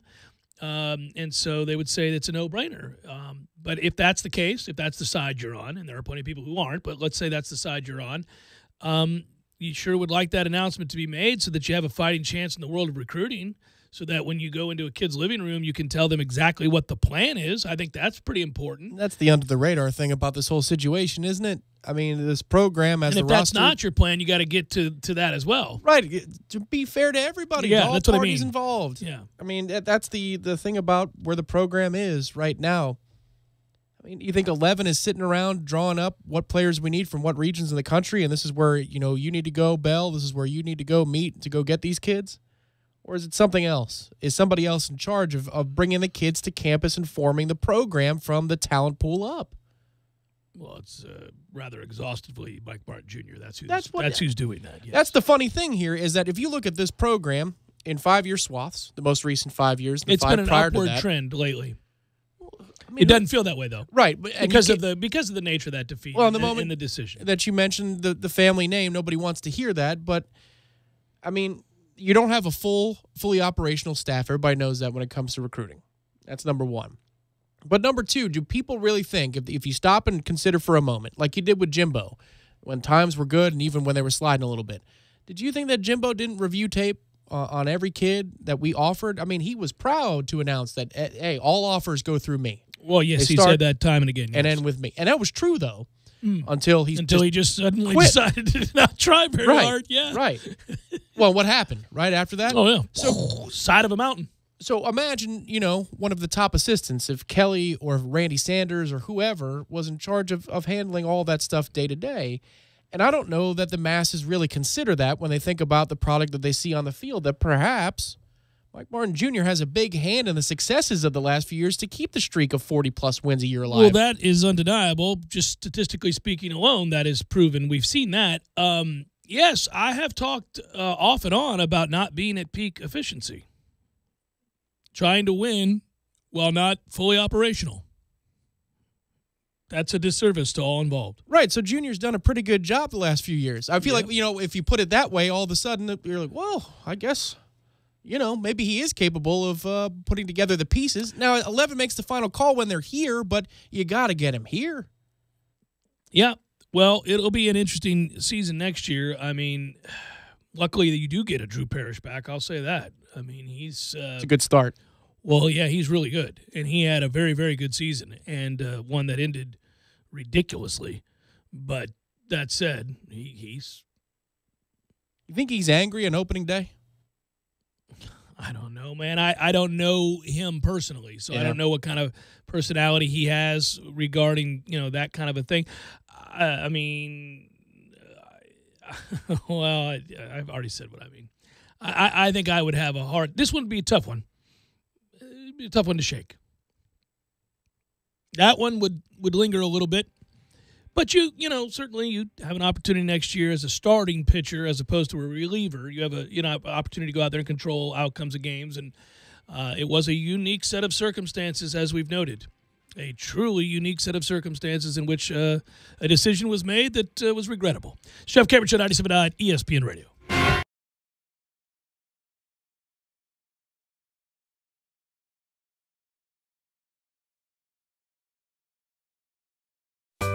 Sorry, boys, I did not have time to pack. We got this. It's right here, guys. We got this. I thought I could handle it. We got this. Moving doesn't have to be a hassle. Call us first at 2 Men and a Truck. No matter the move, home or business, we'll make it a smooth one. I forgot something. We got this. Landowners, your Mahindra dealer is ready to help you save during Mahindra's Red Tag sale. Enjoy up to $7,900 in tractor cash back and savings, or utility vehicle savings up to $1,700. Plus, Mahindra's industry-leading warranties still come standard. So hurry in for Mahindra's Red Tag savings.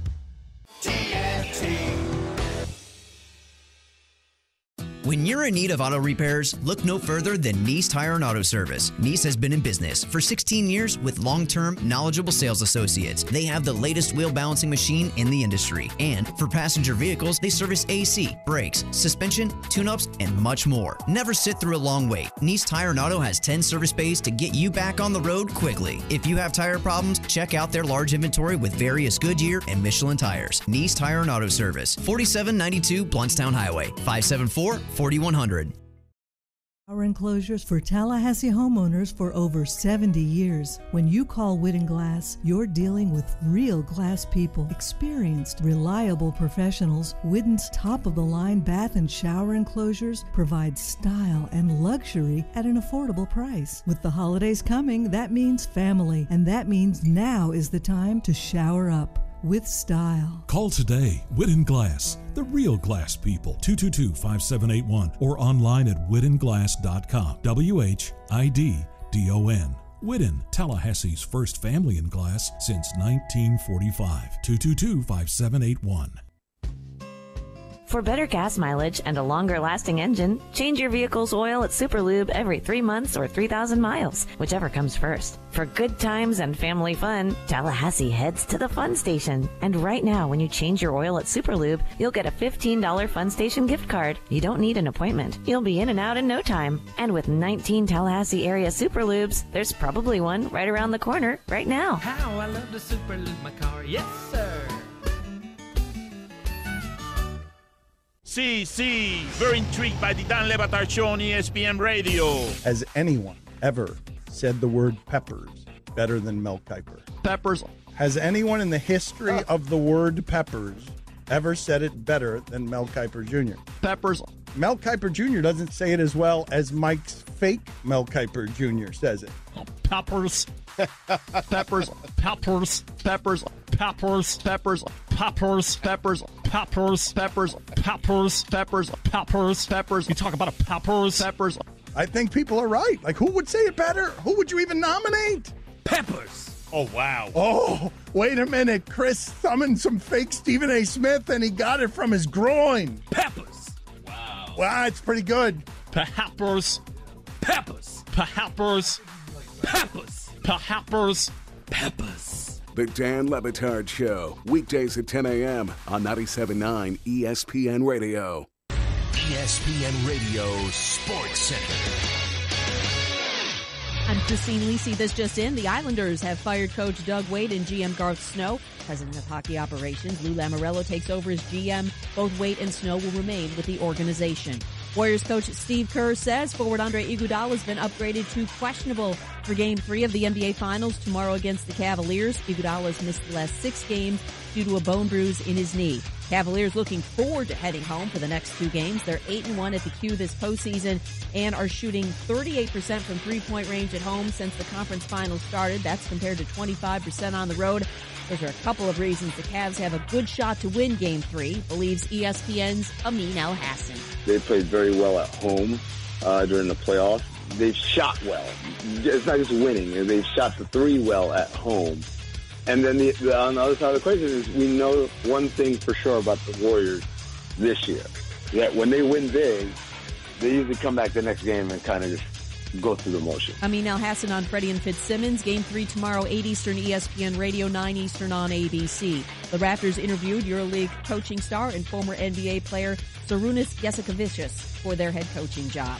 Novak Djokovic out of the French Open after losing in 4 sets to unseeded Marco Cecchinato. After being sidelined by a broken pinky on his throwing hand, Giants lefty Madison Bumgarner returns tonight to make his season debut against the Diamondbacks. San Francisco's managed to stay in the NL West race, but certainly has missed Bumgarner. Without him this season, the Giants starters have a 4.59 ERA. That is ranked 23rd in all of baseball. The Cardinals ready to welcome back catcher Yadier Molina tonight versus the Marlins. He's missed the last month as he's been recovering from pelvic surgery.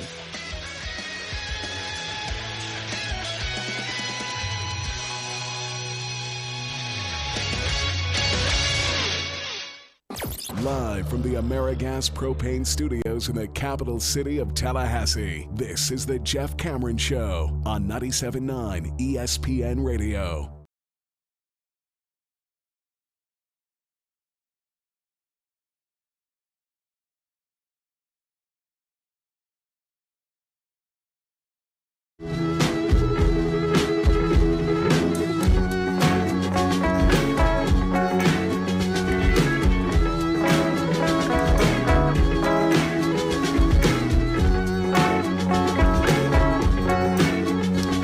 U.S. Open's crazy. Look at the list of players that had to try to qualify for the U.S. Open Shinnecock Hills.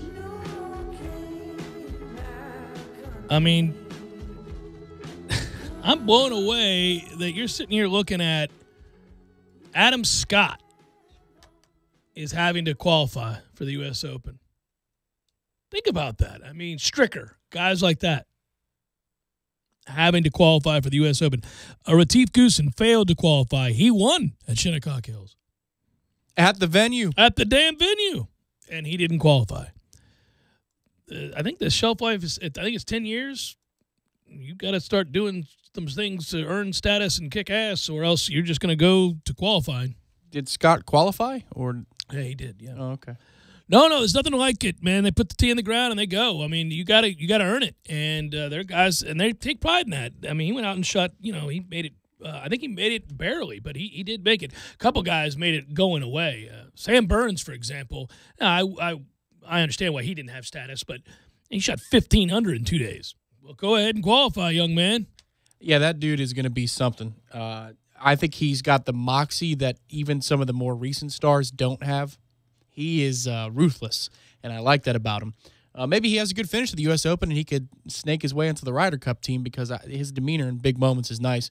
But the way that the USGA works, in theory, I love it because they're brutal, they're cold-blooded, but they're also dramatic, and that's the bad part about it. They like to shame people for no reason.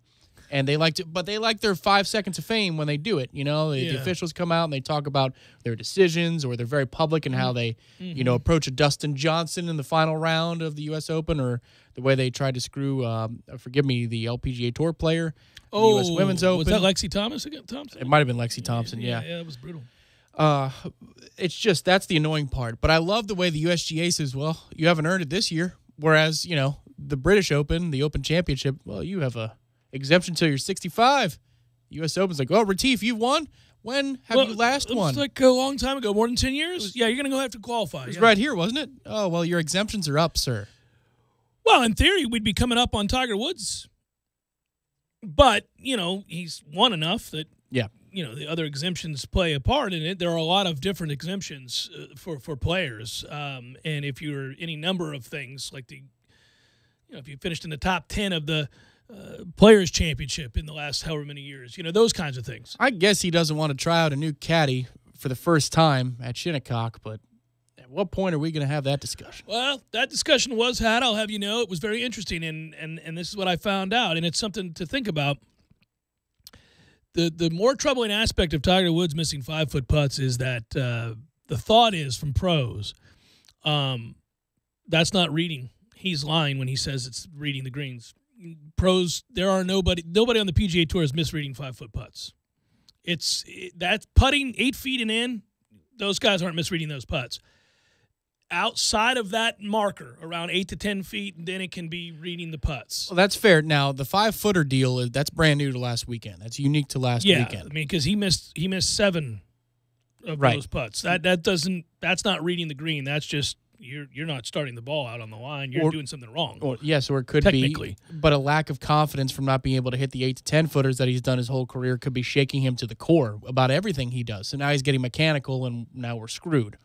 But he's missed an awful lot. You go back to when he played down in Innisbrook, all the way through to now, and he could have been in several tournaments if he could hit a 6 to 12 footer when he really had to have one. Something that he always did. Number 1 in shots gained tee to green through the first in that tournament last week. Number 1.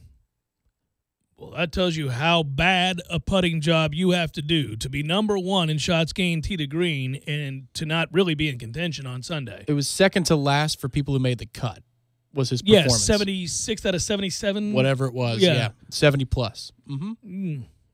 Right. But it's been weird for him because look at the Saturday round. There were shades of, vintage Tiger during that stretch. To note, this is what I'm talking about with what's cool about the U.S. Open. So Sam Burns, who I mentioned, shot 15 under. He shot 62-66. Good Lord. He easily qualified. But some names on this board of people attempting to qualify for the U.S. Open or that had to qualify for the U.S. Open and did. Look at the year Aaron Wise is having on tour. Wasn't qualified for the U.S. Open. Went out and got it. He did it. He made it. So good for him. He shot 66-70 and qualified. But that's a big name on tour. Aaron Wise is playing exceptionally well. Steve Stricker qualified 10 under. Give it up to Steve Stricker. Shot 68-65. That dude's going to be good. He'll be shooting his age. He's going to be winning the Champions Tour for years. Yes. I mean, he's Bernhard's like, ooh. Yeah. Ooh. Oh, finally somebody's going to come take the throne. Here comes a threat from the West. Yeah. No, it's true. But there are other big names out there that certainly didn't qualify, didn't make it, and I was shocked that they even had to. But, that's the beauty of it. I mean, I'm looking, like I said, Retief Goosen did not make it. He's a former winner. Rory Sabatini's having a good year this year, did not qualify. And then Jeff Ogilvy, man, whose career is whatever the hell happened to Jeff Ogilvy. Good Lord, that poor man. I'd hate to be in his head. I can't imagine what he thinks about it. Better than being Vandeveld, though, because he has a major. That's true. Jeff did win one. But another Harris English has had good years from right here. He didn't make it. Didn't qualify. He will not be playing in the U.S. Open. You can just go through actually on the PGA Tour website. You go to usopen.com. The qualifying, they'll take you to every one of the sectionals. First starts local. There's 500 advanced out of 8,537 players. So just 500. So then they move on to sectional, from local to sectional, and 74 advanced out of 860. So they whittle it down, baby. Oh, yeah, with a quickness. Yeah, and so then you end up with, 76 exempt players? So I don't want to speak for you, but provided we have Jeff Cameron Show programming next Thursday and Friday, we'll have U.S. Open updates as the tournament's going on. So there you go. Well, and the fact that it's at Shinnecock Hills Golf Club there in New York is a big deal. It's they claim, does Shinnecock, that they're basically the birthplace of golf in America, the oldest clubhouse on the PGA Tour in the States. If you go to their website, I think they say they began 18 something, but yeah. We were inclusive before anybody else was in the game of golf. Is that what they're saying? Or are they saying the exact opposite thing? Probably the exact opposite thing. That's what it sounds like. You want to brag on that, do you? Yeah, but they had a club. We introduced the game of golf to America. Really? All of America? Yeah. Of course not, sir. It's Jeff Cameron Show, 97.9 ESPN Radio.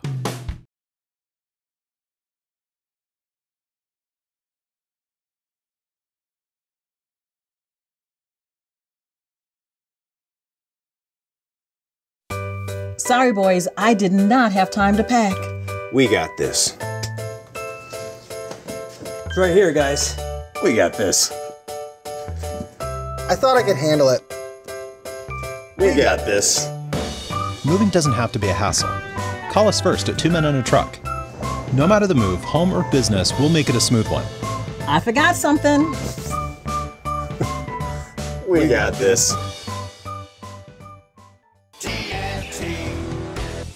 Landowners, your Mahindra dealer is ready to help you save during Mahindra's Red Tag sale. Enjoy up to $7,900 in tractor cash back and savings, or utility vehicle savings up to $1,700. Plus, Mahindra's industry-leading warranties still come standard. So hurry in for Mahindra's Red Tag savings.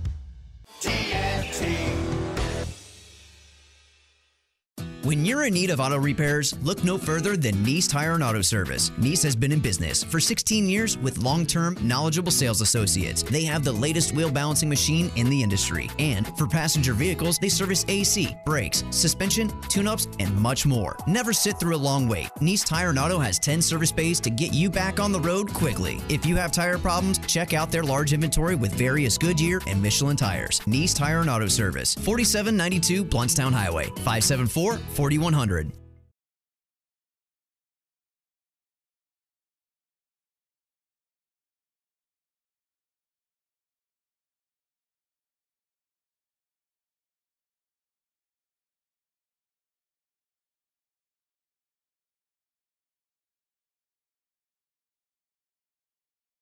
It's great people, great product, great price, with the best car buying experience in town. Kraft Nissan on Mahan Drive between Academy Sports and Costco. And remember, if you don't see the Kraft tag on your car, you paid too much, way too much. Have you ever noticed when you report an accident or a claim to an insurance company, they are very eager to get you to one of their approved body shops. They say that they guarantee the shops work, but what they're really saying is the shop works for them, not the customer. So choose a shop that is working for and looking out for you, someone you trust. It's your choice. Lisa's Paint and Body. License number MP46050.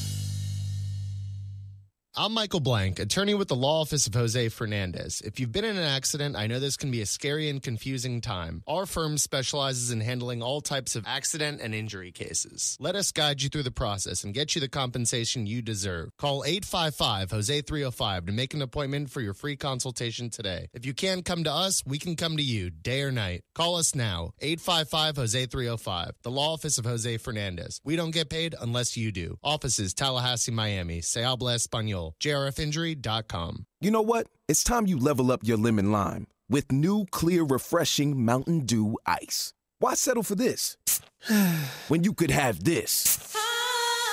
You want a fist bump that ends in one of those fake explosions? Hey, Charles. Or a fist bump that ends in an actual explosion? Hey, Charles. Want to pull up to the party on this? Or arrive in this? Make this musical request? Or this one? So yeah, you can keep drinking the same old, but we think you'll like the exploding fist bump, showing up to the party properly way to lemon lime, right? Mountain Dew Ice. Clear, refreshing lemon lime, redefined.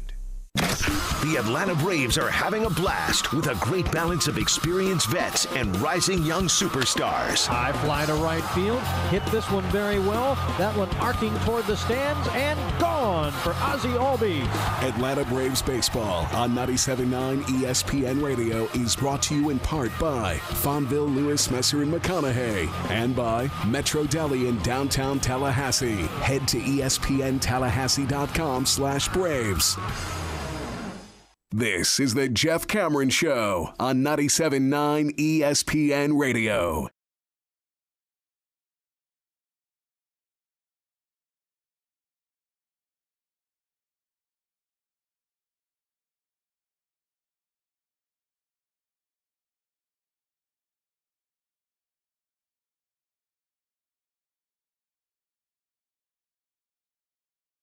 At ESPN Radio.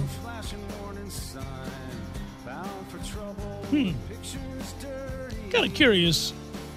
Just asked a question. I printed out a bunch of these over the last few days.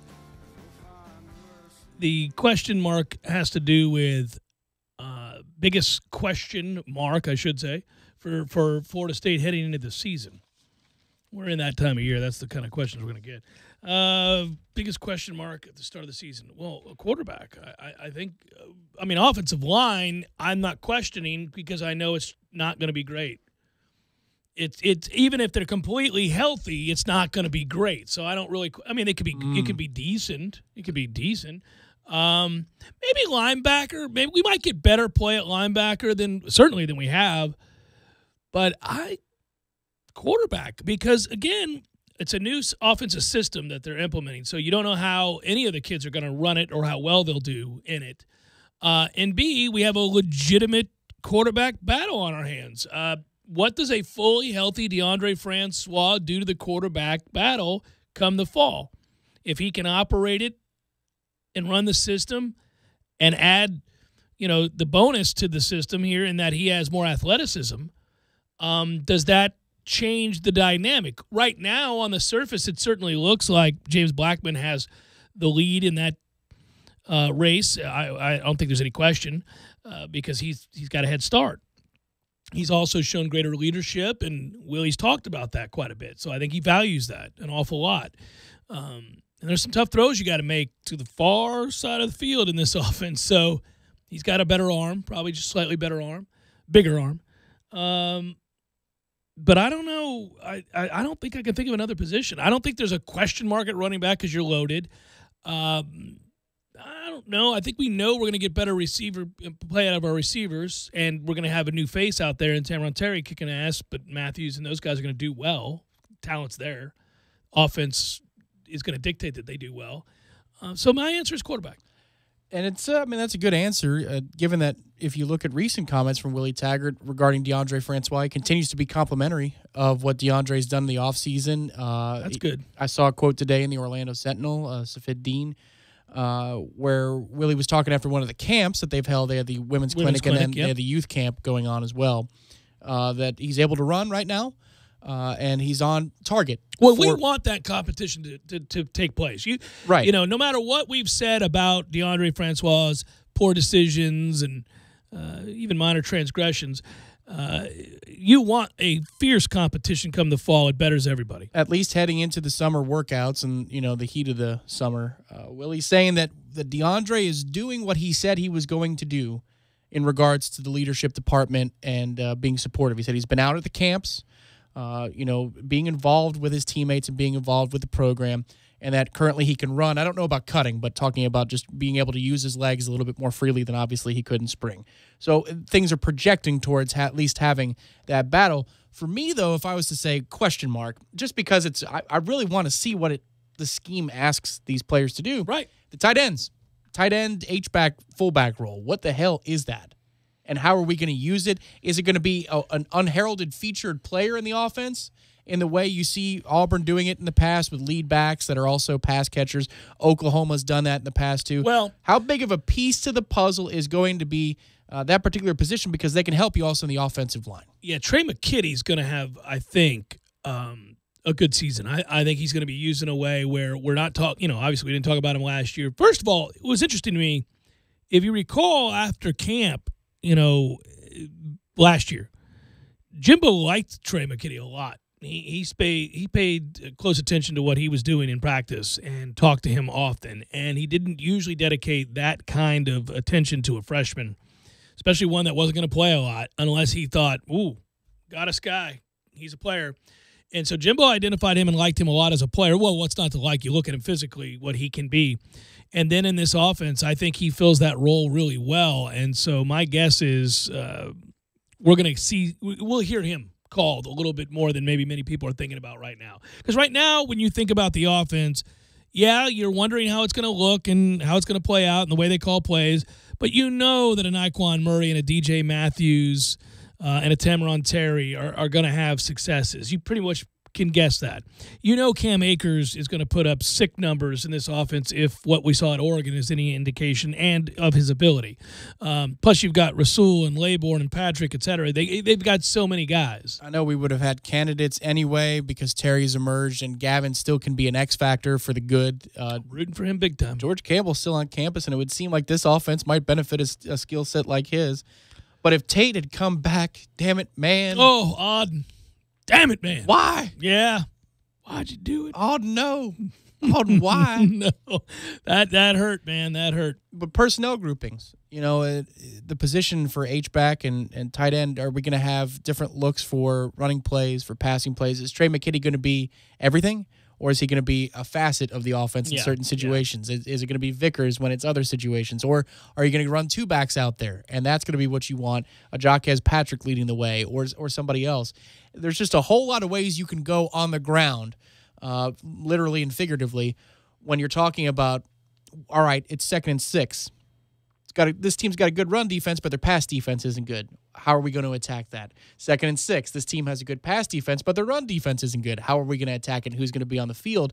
That's the blood and gut stuff that we're all just starving for right now. Yeah, the question and answer, I should say, has to do with, I look at the question more along the lines of areas where you either have unproven talent or there's a question as to who's going to start. But you're right, to include in that personnel groupings, yeah, I mean, I'm excited. You can start somebody, but then the other guys on the field for 60%. Who else is going to be out there? Final hour, fourth coverage, stay with.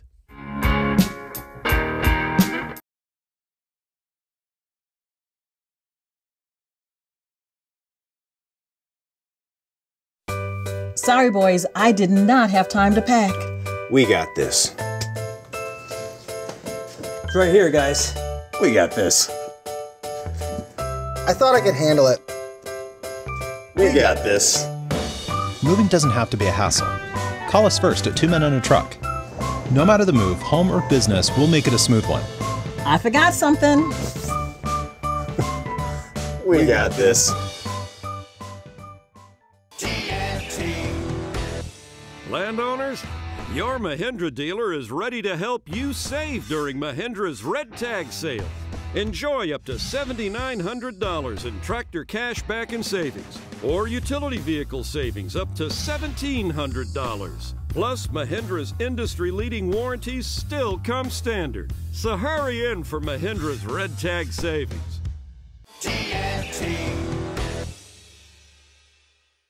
When you're in need of auto repairs, look no further than Nice Tire and Auto Service. Nice has been in business for 16 years with long-term, knowledgeable sales associates. They have the latest wheel balancing machine in the industry. And for passenger vehicles, they service AC, brakes, suspension, tune-ups, and much more. Never sit through a long wait. Nice Tire and Auto has 10 service bays to get you back on the road quickly. If you have tire problems, check out their large inventory with various Goodyear and Michelin tires. Nice Tire and Auto Service, 4792 Bluntstown Highway, 574-4100. The Corner Pocket Bar and Grill, 2475 Appalachie Parkway. Tallahassee loves the Corner Pocket. Milwaukee and Cornerstone are nothing but heavy duty. M18 deals are back again. When you buy one select Bear tool, you'll receive a free XC 5 amp hour battery. Ask store for details. Buy an M18 fuel string trimmer kit for $2.99 and receive a free M18 blower or M18 fuel hedge trimmer. Purchase an M18 fuel 2-tool combo kit and receive a free M18 fuel sawzall. Check store for other promotions. Cornerstone Tool and Fastener, the largest Milwaukee selection in the area. 1110 Stuckey Ave and 3269 Crawfordville Highway. Tallahassee location open Saturdays, 8 a.m. to noon. Driving every day from the AmeriGas studios in the capital city of Tallahassee. This is 97.9 ESPN Radio. WTSM, Woodville, Thomasville, Tallahassee. Time now for your Atlanta Braves Minute. Brought to you by Fonville, Lewis, Messer, and McConaughey. Personal injury law is all they do. Last night, the Braves started up a 6-game road trip out on the West Coast, 3 with San Diego, 3 with Los Angeles, and the Braves had Julio Teheran on the mound last night in San Diego. Things didn't go all that well for Julio Teheran, who left the ball game with velocity down, didn't look like his arm felt all that well, and the Braves had to go into the bullpen pretty early. Braves found themselves trailing, but things got much worse midway through the ball game as the Padres came through with a 7-run inning to really put this one on ice, with the biggest base hit coming from Jose Pirela. O'Hara tries a 2-1 pitch, and it's lined to right center field. Another hit cut off by Enciarte in the gap. Hosmer scores, and hustling to second base to collect a double is Pirela. That capped off a 7-run inning. Braves trailing 10-2 at that point, and the Padres would not look back as they went on to win Game 1 in this series of 3. Braves right back at it tonight as they'll be sending out Sean Newcomb to the mound. He takes on right-hander Jordan Lyle. 10:10 Eastern with the first pitch, 9:10 Central on the Braves Radio Network. I'm Ben Ingram. This has been your Atlanta Braves Radio Network update. Fonville, Lewis, Messer, McConaughey sponsors Braves baseball so that all of you can enjoy the action. Ever since the days of Hank Aaron and Dale Murphy, we've been Tallahassee's home run hitting law firm. And because we don't get paid unless we win, we want to win every case as much as Chipper Jones wanted to win every game. So when you're injured, don't just trust any law firm to handle your case. Make the call to the bullpen for a trusted closer. To see our stats on the back of our baseball card, visit wrongfullyinjured.com. Fonville, Lewis, Messer, McConaughey. Personal injury law is all we do. Live from the AmeriGas Propane Studios in the capital city of Tallahassee, this is the Jeff Cameron Show on 97.9 ESPN Radio.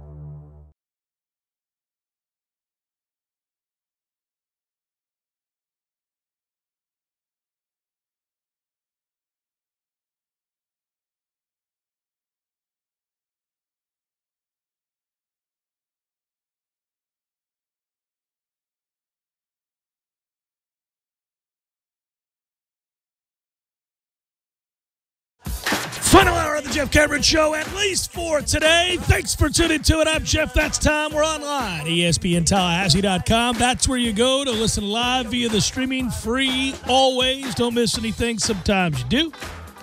That happens. You can go get caught up. All 3 hours going to be posted both to iTunes and in our own audio vault. That's a good thing. It's interesting to see Ole Miss lose to Tennessee Tech. Florida got pushed to the brink. A lot of losses. Make you feel any better? No, doesn't make you feel any better? Thought I'd throw it out there. Florida crossed the old threshold last year, so it was hard. I'm impressed, though, man, that you were able to flip back and forth to regional play last night, as you were talking to me about. I flipped back and forth in regional play, saw some exciting baseball, but I was locked into the softball. I was watching the hockey. I was doing all kinds of things, but the softball carried the evening, and it will carry the evening tonight, no doubt. They've won me over. They've been a lot of fun to watch, and I spent a lot of time on today's show off and on, again, reiterating that wasn't always my thing. I haven't watched it in years past. It's just a better product right now, and I think that's true in women's sports in general right now. So it's good. It's fun to watch, and I like this group. Look,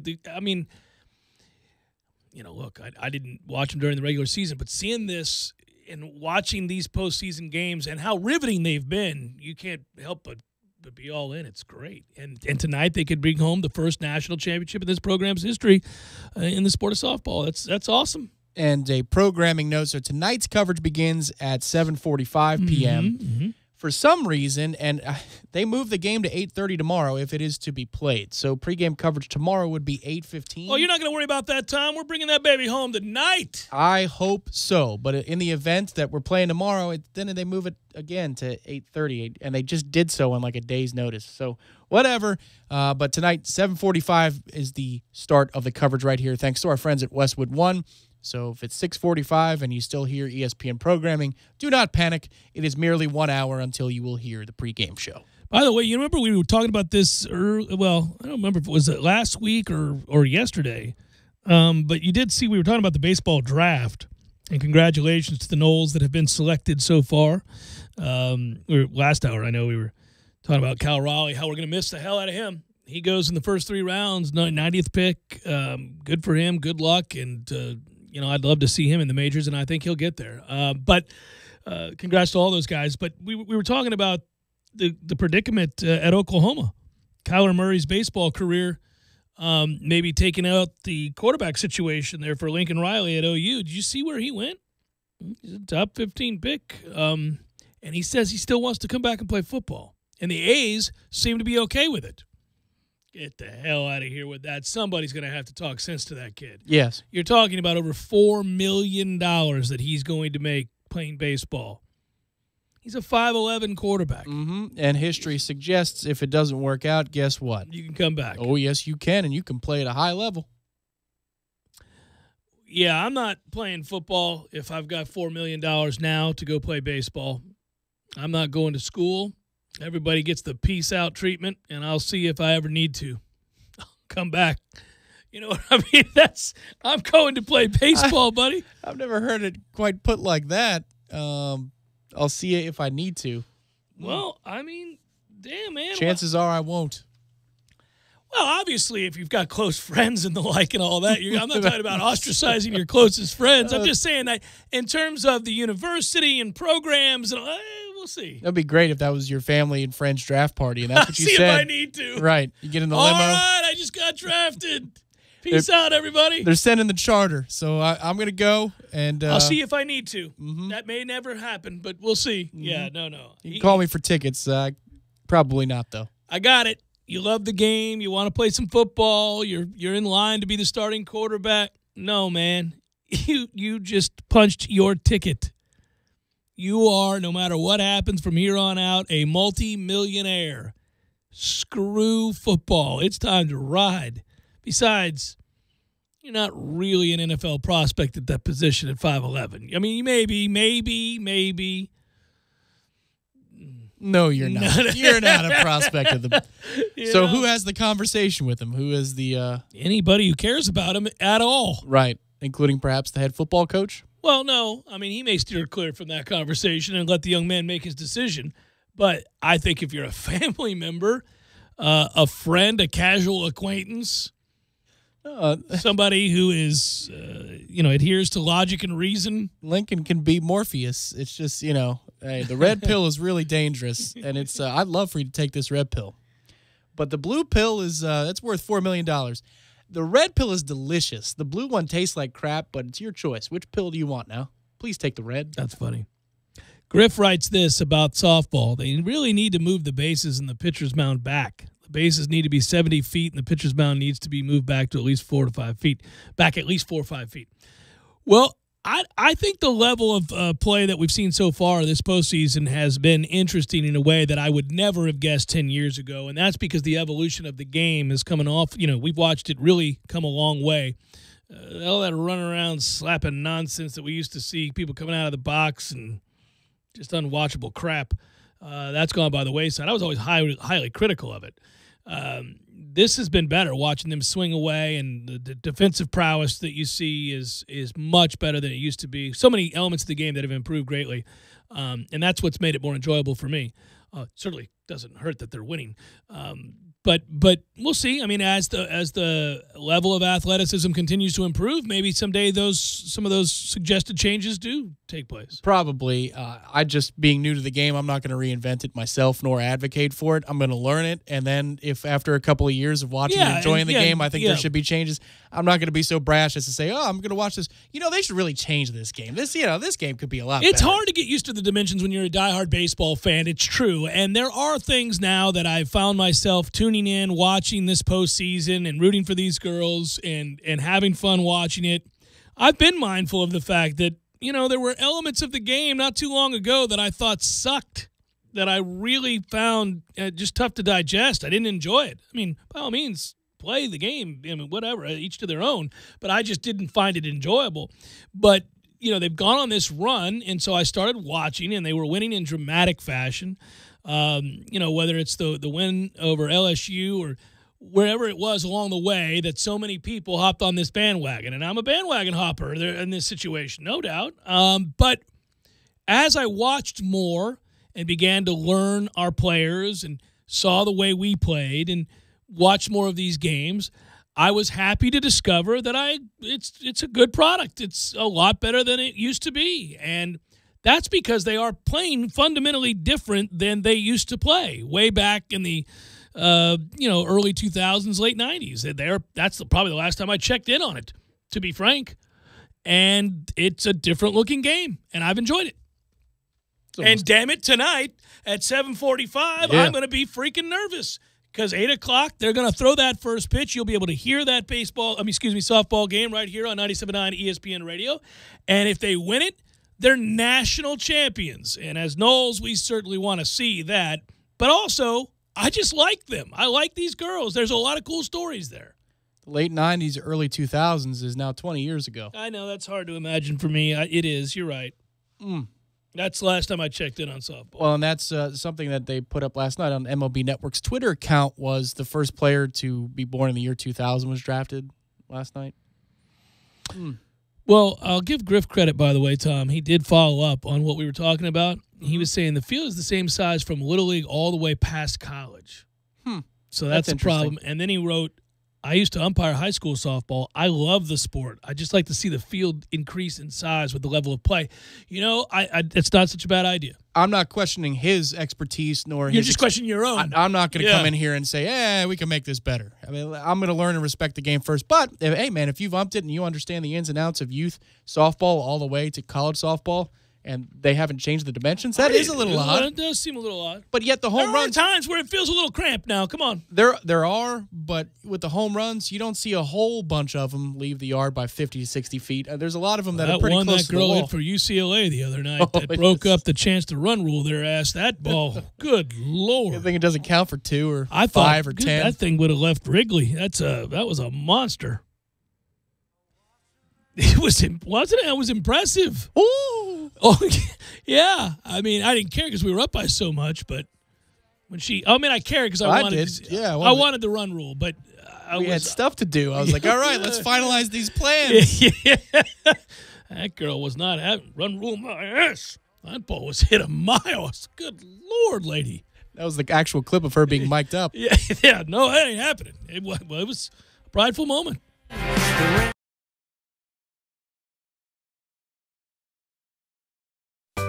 Sorry, boys, I did not have time to pack. We got this. It's right here, guys. We got this. I thought I could handle it.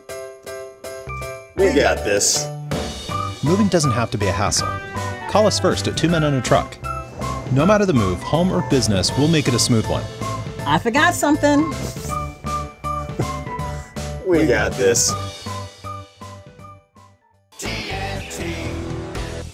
Landowners, your Mahindra dealer is ready to help you save during Mahindra's Red Tag sale. Enjoy up to $7,900 in tractor cash back and savings, or utility vehicle savings up to $1,700. Plus, Mahindra's industry-leading warranties still come standard. So hurry in for Mahindra's Red Tag savings. TNT. When you're in need of auto repairs, look no further than Nice Tire and Auto Service. Nice has been in business for 16 years with long-term, knowledgeable sales associates. They have the latest wheel balancing machine in the industry. And for passenger vehicles, they service AC, brakes, suspension, tune-ups, and much more. Never sit through a long wait. Nice Tire and Auto has 10 service bays to get you back on the road quickly. If you have tire problems, check out their large inventory with various Goodyear and Michelin tires. Nice Tire and Auto Service, 4792 Bluntstown Highway, 574-4100. And for just $1, let us make you breakfast, like Taco Bell's grilled breakfast burrito. Eggs, bacon, and cheese wrapped in a warm tortilla. At participating stores for a limited time during breakfast hours. Prices may vary, tax extra. Here, do you need headsets? I don't need no stinking headsets. Well, then go. Come on, man. All right. Hi there, Tallahassee. You know me.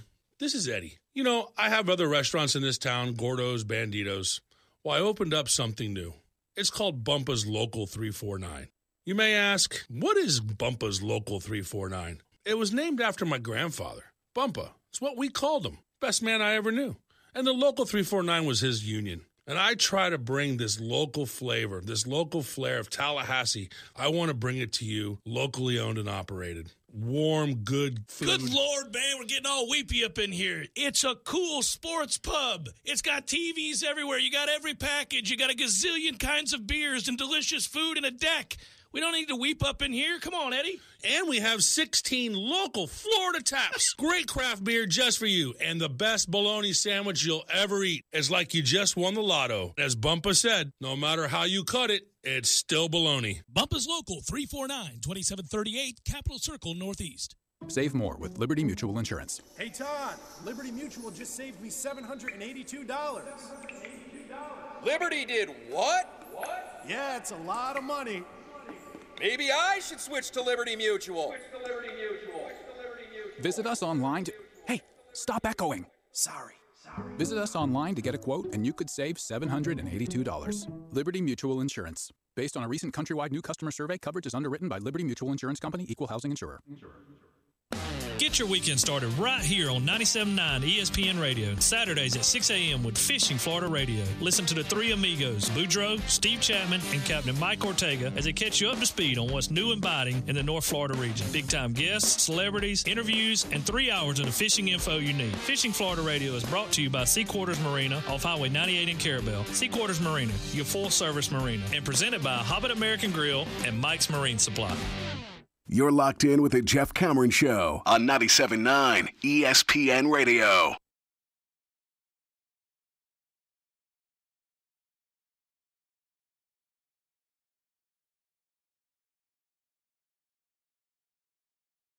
Some of those pictures that came out from the women's clinic.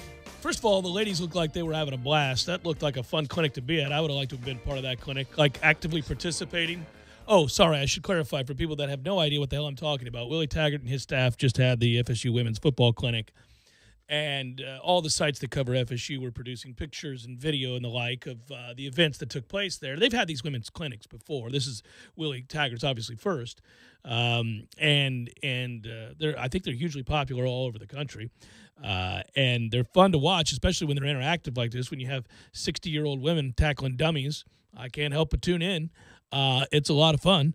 But there was a picture that was taken regarding what their staff would define as loafing. Well, the reason this is funny is, of course, way back, like as in last year and the year before, we routinely had questions centered around the fact that in games, on replay, if you were watching at home, you'd find moments where you could actually question effort. And that was usually the biggest red flag, perhaps the siren that spelled something was wrong, something was rotten in Denmark, where you were actually saying, how is it possible that I'm watching plays in games in which there are players that are starters that are out there routinely, in which it doesn't appear they're giving their best effort? And a lot of people would, that's the kind of stuff that would usually elicit the angry email that we reference all the time, where you'd see a play and you go, well, that guy just stopped running. Or I don't think he wanted any part of that tackle. Or I'm not real sure that he knew what he was doing. I don't know if that's a loaf or completely confused. But these were all signs usually that you were You were watching a team that was not fully engaged. Well, and the terminology was loaf then as well for the previous staff. I can recall stories about Josh Sweat in particular being somebody that the coaching staff and spring camp, for example. 92 loafs one time in like a week's period or maybe less. So they did grade them on the films. I guess they just didn't do much with them after they graded them out and said, you're loafing. This spoke to, we think, the lack of accountability that led to players checking out. And this is something the new staff has to combat and obviously wrangle immediately and make sure it doesn't happen. Now, it's somewhat easy to do because, again, when you're a new staff, you get everybody starting from scratch in essence. You can send the message, look, I wasn't here to see you guys play. I don't know how you practiced. I don't know how you played. I was not your coach last year. So all of you, clean slate. Let the competition begin. Nobody is afforded anything that they don't earn. And so that tends to ring true for players. They understand that their position coach was not here last year and that he's getting a look at him for the first time. And it doesn't matter that maybe he started in 9 games a year ago or was a 5-star, because this group is tasked with winning now, getting it turned around, getting off on the right foot, and they're going to put the guys out there that are giving effort. But the picture that I saw was what they now define as a loaf. Like you said, the previous staff had that category. This one is spelled out here. It's in fact, it's a 6-part deal. Any lack of effort, 1, lack of fight, and as they put it, or dog, D-A-W-G, no burst on the throw, turning down a hit, lack of urgency getting up, and 6, failure to finish. Pretty straightforward there. I would imagine that this is going to be, to say the least, just because effort and fight and burst, that is to say energy, hitting, urgency, finish, will all be a part of what we see every Saturday. And we haven't seen it in 2 years.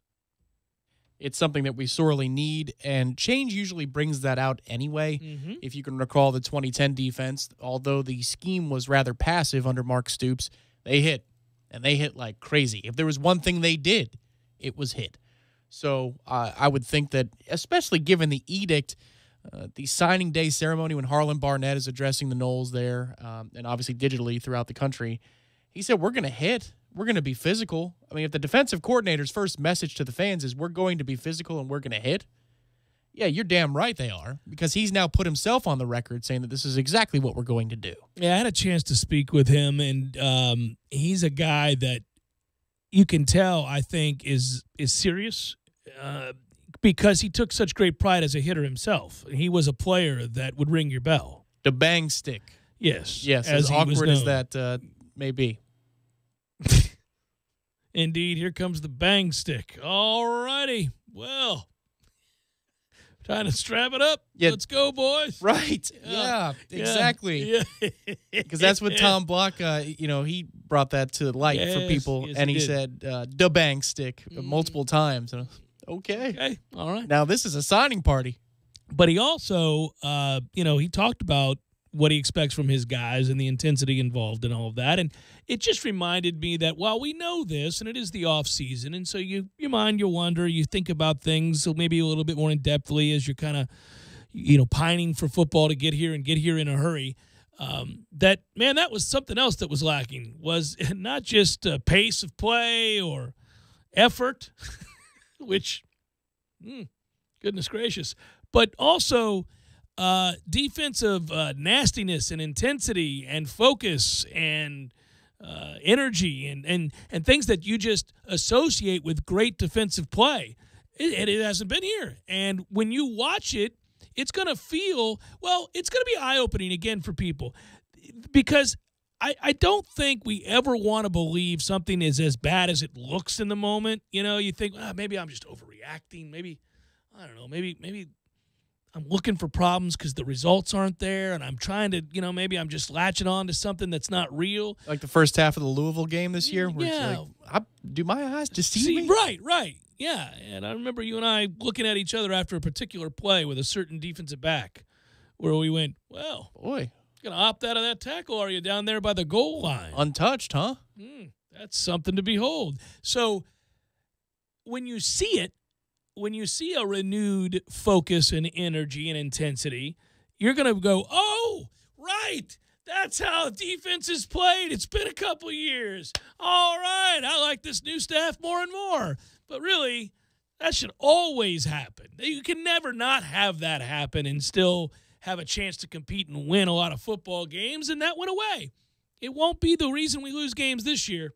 We'll lose games for other reasons that won't involve a lack of freaking effort, which, my God. The thing that we have to learn from the Jimbo Fisher days, and it's not going to be a problem for the first couple of years for this staff. They have all the incentive, obviously, to climb the mountain. If we do get all the way back to the top of the mountain, and let's say we do win a title under Taggart, the thing we got to be vigilant about is, does the standard change once we achieve what we've longed to achieve? Right. Because that's, if Jimbo Fisher's era has taught us nothing, it should teach us at least that much, which is once we got Hardest thing there, in the world to do, man. the standard completely changed once we got there, and we returned so much of what won in 2013 for 2014, because for those guys, they could skate on a lot of things and not be held accountable the same way they were as when we were building to a championship level. So I believe that is the dilemma of the modern coach not named Nick Saban. Any of these guys that get hired, again, I used to refer to them as systems guys, 20-hour-a-day guys. They burn awfully bright, awfully hot, but they burn out very quickly, and their message begins to fall on deaf ears, the first sign of trouble. And I think that's the hardest part, right? You come in as a taskmaster with a way of doing things. You implement change. You hyper-focus and really focus your intensity in these areas to bring about the needed change and win now. Sustaining that and remaining fresh in the minds and the eyes of the newer recruits and the coaches on your staff and the fan base and all of that proves to be more difficult. You know, Urban Meyer won at Florida and came in and had his way of doing things, and Dan Mullen and that staff did great work and won a couple of national titles. And yet, despite all of those successes and all of that ability to recruit, we watched it go the way of the dodo. We saw it do what we just saw Jimbo's group do. It waned. It became rotten. There were problems behind the scenes. You so often read about that with coaches, modern coaches. And we watched that program go from the best in the country to losing 6 games. You and I were standing down on the field when it was all unraveling, and you had players literally telling the head coach as they came off the field to F off. I heard that, saw that with my own eyes, and it wasn't long after Urban Meyer was faking a heart attack. So you had all of these things, and then he got to Ohio State, and it was a new message, and they won. They won right away. We'll see how long he can sustain that, or has that window closed? We'll see. Nick's amazing because he has sustained a level of excellence over a very long period of time, and the intensity and focus seems to be the same every year. The message hasn't run stale, and those players and those recruits, they play hard no matter the given season or the staff or the changes within the staff. That has worked well. It appears Dabo he's the opposite of what we're talking about. He's a guy that took a little while to figure it out, but once he did, now that continues to resonate. We'll see what Willie Taggart and his staff does. I think the significance going back to the transition from when we were dominant to attitude of domination and then everything that followed after that, which was just a steady decline. He was still searching. It's the hire, and I don't mean for the result. It's just the process. The hire of Kelly as defensive coordinator. Remember how long it took? Well, because he wasn't his first choice. Right. But what does that do? That completely undercuts your credibility when you're given the role, first of all. Sure it does. Because you're sitting in those offices and all your colleagues are walking in, your other position coaches saying, so, you getting the job? I think so. Another week goes by. Hey, Charles, is Jimbo going to do it? I mean, think about what that does to the defensive meetings. And then you bring in some toxic circumstances. Like when Brad Long comes in initially, he said, nobody's got egos in the room, so we can all work together towards a common goal. Except for that absolutely wasn't true. Right. By the end of it, so now you've screwed up the defense. The special teams got worse. Charles was a good special teams coordinator for what that's worth. But then he was taken out of that role. He was decent at linebackers coach, but then you move him to defensive backs, which didn't work, and the linebackers coach you bring in, I mean, at one point at the signing day ceremony, he said he was done and he was back for another season. And then on the offensive, I mean, think about it though. Like laundry list all that stuff out. It's it's amazing how one decision when you go back and look at it. And I'm not talking about the on-field results on Saturdays with Kelly. I'm talking about what does that signal? Dysfunction. And right now, what you have at least is a staff that's in lockstep. Oh, right. This you figure to be the case. This is just an interesting case study. Where are we 4 and 5 years from now? And listen, there's going to be turnover here. You have a lot of young coaches who are thriving and striving to do better and to go on and become head coaches themselves. So there's going to be turnover. I wanted us to get a lot younger. We did. That's good. That kind of youthful energy is. I think of great benefit to a guy who's got to win recruiting battles in a state where it's hard to win recruiting battles, and a guy that, for me anyhow, will attract up-and-coming coaches because he's willing to give the kinds of opportunities a Walt Bell has now. Well, that's the question. When push comes to shove on weekends, is Walt still going to be comfortable with the role he has versus calling plays, which is what Willie's going to do? And let's say in the first 2 years we win 10 games the second season, right? So maybe we win the Atlantic. So there's marked progress from 1 year to the next. Walt gets a call for a head coaching job that he can't turn down. Taking that job, yeah. Harlan perhaps gets a call from Michigan State, return home. You had to go away to come back kind of a thing. All right, it never ends. Like now what do we do with the next wave of hires? This wave is working. From all indicators that we can tell, everybody's engaged and everybody's together. But, I mean, that's the thing. With Jimbo, the first staff worked really well, too, because it served its purpose to bring good players here really good players and bring them in quickly. The Pruitt hire worked. The departure was interesting, but that's not really for success or failure. That's just kind of a page 5 kind of deal. Yeah. But what happens, as you hire more guys? Because as Jimbo made more hires, they got worse and worse and worse. Well, because I think every head coach or head coach in making knows that I've got a list of guys that I've worked with or admired from afar that if I get this job, I'm going to offer. Whether it's because of their recruiting prowess or it's because of their football mind or whatever it might be. There's an aspect of what they do that you admire and that you think would be best suited for your operation. And so, I don't know how deep that list is, but every guy's got their list of 2 or 3 guys maybe. Certainly when it comes to coordinators, they think, well, I think he would be a really good offensive coordinator. He'd be a really good defensive coordinator. You might only have 2 to 3 guys that you would say that about. There might be countless guys that you would make your special teams coach, your running backs coach, your wide receivers coach, what special teams coordinator, whatever that is. When you run out of those guys, when those guys, let's say you hire them and they come and then they leave, now you're having to do the interview. You're having to start fresh, and you don't really have a backdrop with them. You haven't worked with them before. They weren't on a staff with you previously, and you're not so sure what you're getting. Now, there are plenty of smart football coaches out there. You bring them in, you interview them, you process that, but you've never worked with them. You don't know how you're going to work with them, and sometimes it doesn't work out, and sometimes it takes a while to adjust to each other's style. Sometimes that's something we don't know. A lot of these guys Willie Taggart has worked with, but then again, he had to put together the staff, and there were some guys that he wanted to come with him that didn't. We know a couple in Oregon, for example, that he wanted to bring with him that said no, and so that was part of the process. He really didn't know Walt Bell, so he had to interview him. He had others that he had to talk to. We'll see how that dynamic plays out. The other guys he's worked with countless times, that's going to work. Yeah, I agree.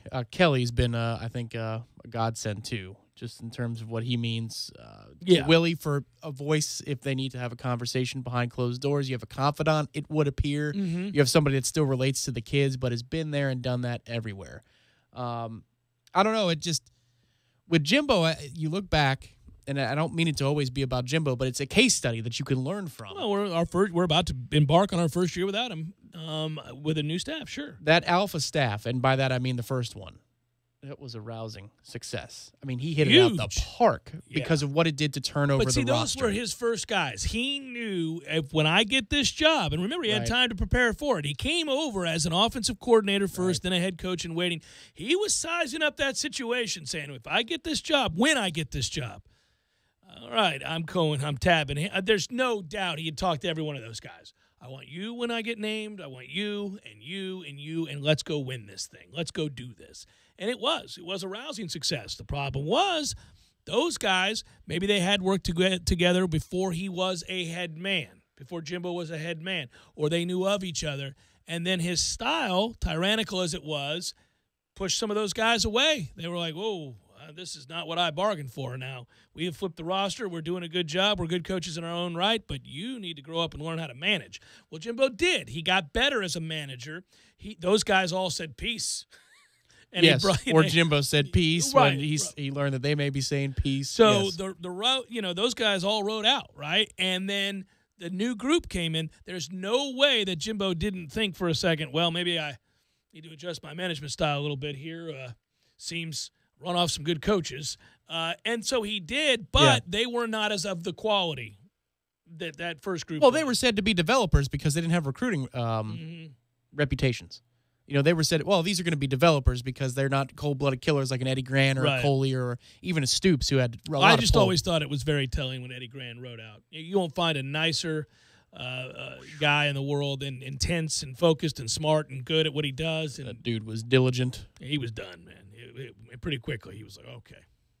But when you talk to him for 10 seconds, you're like, oh, my God. He was fun. Where do I sign? This staff here, I've talked to every one of them but two, and I've enjoyed all of them so far. This is a good group. Walt's that way. Walt's like Eddie Grant. You let him talk for 30 seconds, you go, all right. Yeah. Well, and Bill's got a vision. He ain't going to be here long. It ain't here. No, he's going to try. Oh, listen, he wants to win, and he's excited, and he is flattered and honored to have gotten the call. He said those words. He said to me that, man, when Florida State calls, you listen. Because I asked him about, maybe you're not calling the plays. Did that way? If Florida State calls you listen.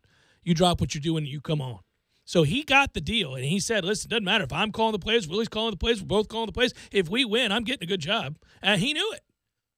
I'm paraphrasing there, but, that's the rising tide, all boats, the whole thing. He 9 wins at Maryland or 11 wins at Florida State. What's that going to parlay for you? Yeah, I mean, he knows. Yeah. He knows the deal. By the way, Maryland and Texas play each other again this year. I won't be making that same bet this time around. I had it right last time. Jeff Cameron Show, 97.9 ESPN Radio.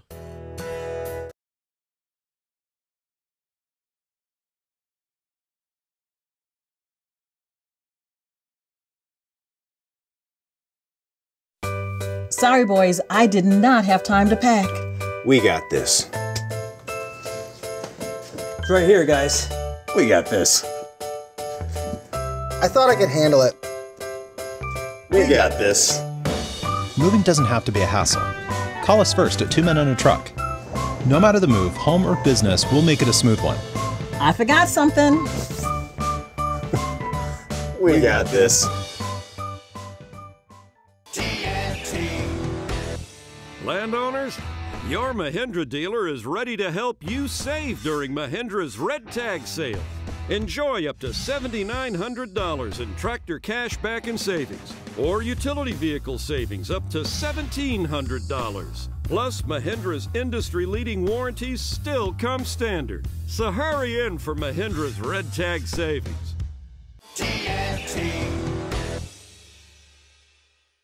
When you're in need of auto repairs, look no further than Nice Tire and Auto Service. Nice has been in business for 16 years with long-term, knowledgeable sales associates. They have the latest wheel balancing machine in the industry. And for passenger vehicles, they service AC, brakes, suspension, tune-ups, and much more. Never sit through a long wait. Nice Tire and Auto has 10 service bays to get you back on the road quickly. If you have tire problems, check out their large inventory with various Goodyear and Michelin tires. Nice Tire and Auto Service, 4792 Bluntstown Highway, 574-4100. Chipper Jones wanted to win every game. So when you're injured, don't just trust any law firm to handle your case. Make the call to the bullpen for a trusted closer. To see our stats on the back of our baseball card, visit wrongfullyinjured.com. Fonville, Lewis, Messer, McConaughey. Personal injury law is all we do. Did you just get an Amazon Echo?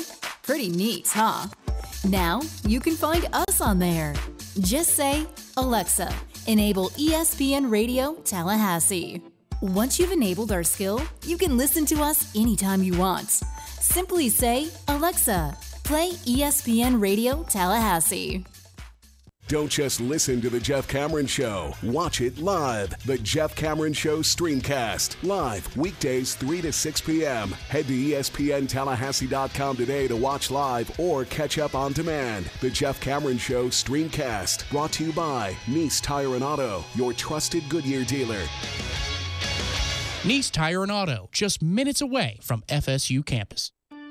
Barry knows cool. He's keeping you comfortable. Barry knows cool. You can put him to the test. Summer temps in Tallahassee can mean extra stress on your AC unit. Let Barano Heating and Air Conditioning help with their Total Comfort Service program. Visit baranoac.com for info. You'll also find money-saving rebates, energy-saving tips, online scheduling, and more. Turn to the experts at Carrier and Barano Heating and Air. Call 580-4029. License for CAC 057652.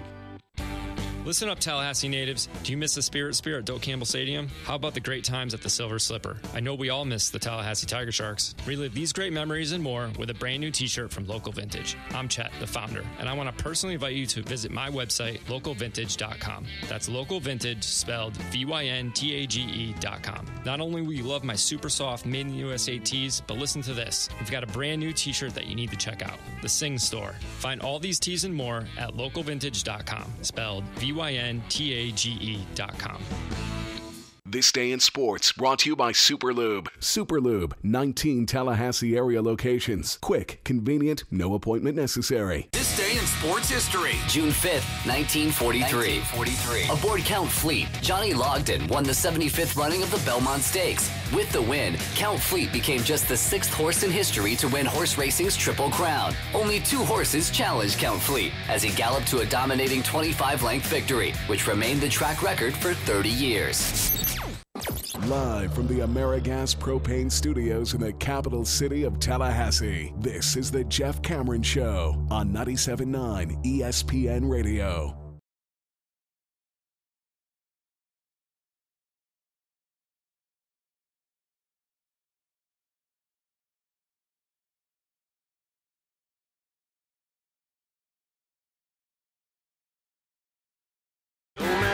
This is going to be fun.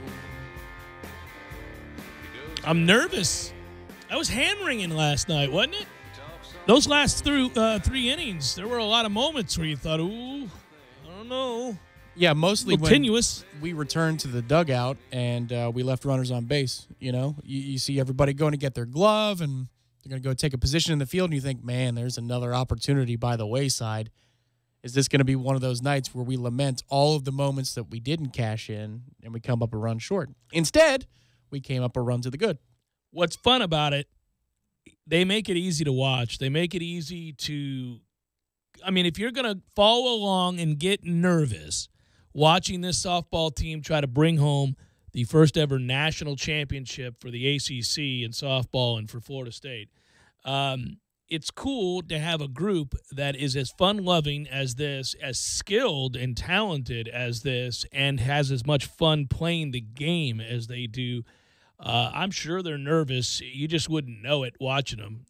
They seem to be cherishing these moments, relishing these moments, and rising to these moments in a way that doesn't necessarily reveal the kind of fear or feelings of being petrified that you and I might have. You know, it's fun. They're in the battle, and they know it, and they're having a blast with it. And then you get a moment like you had last night that will – I don't think we can overstate it. We said this in the first hour.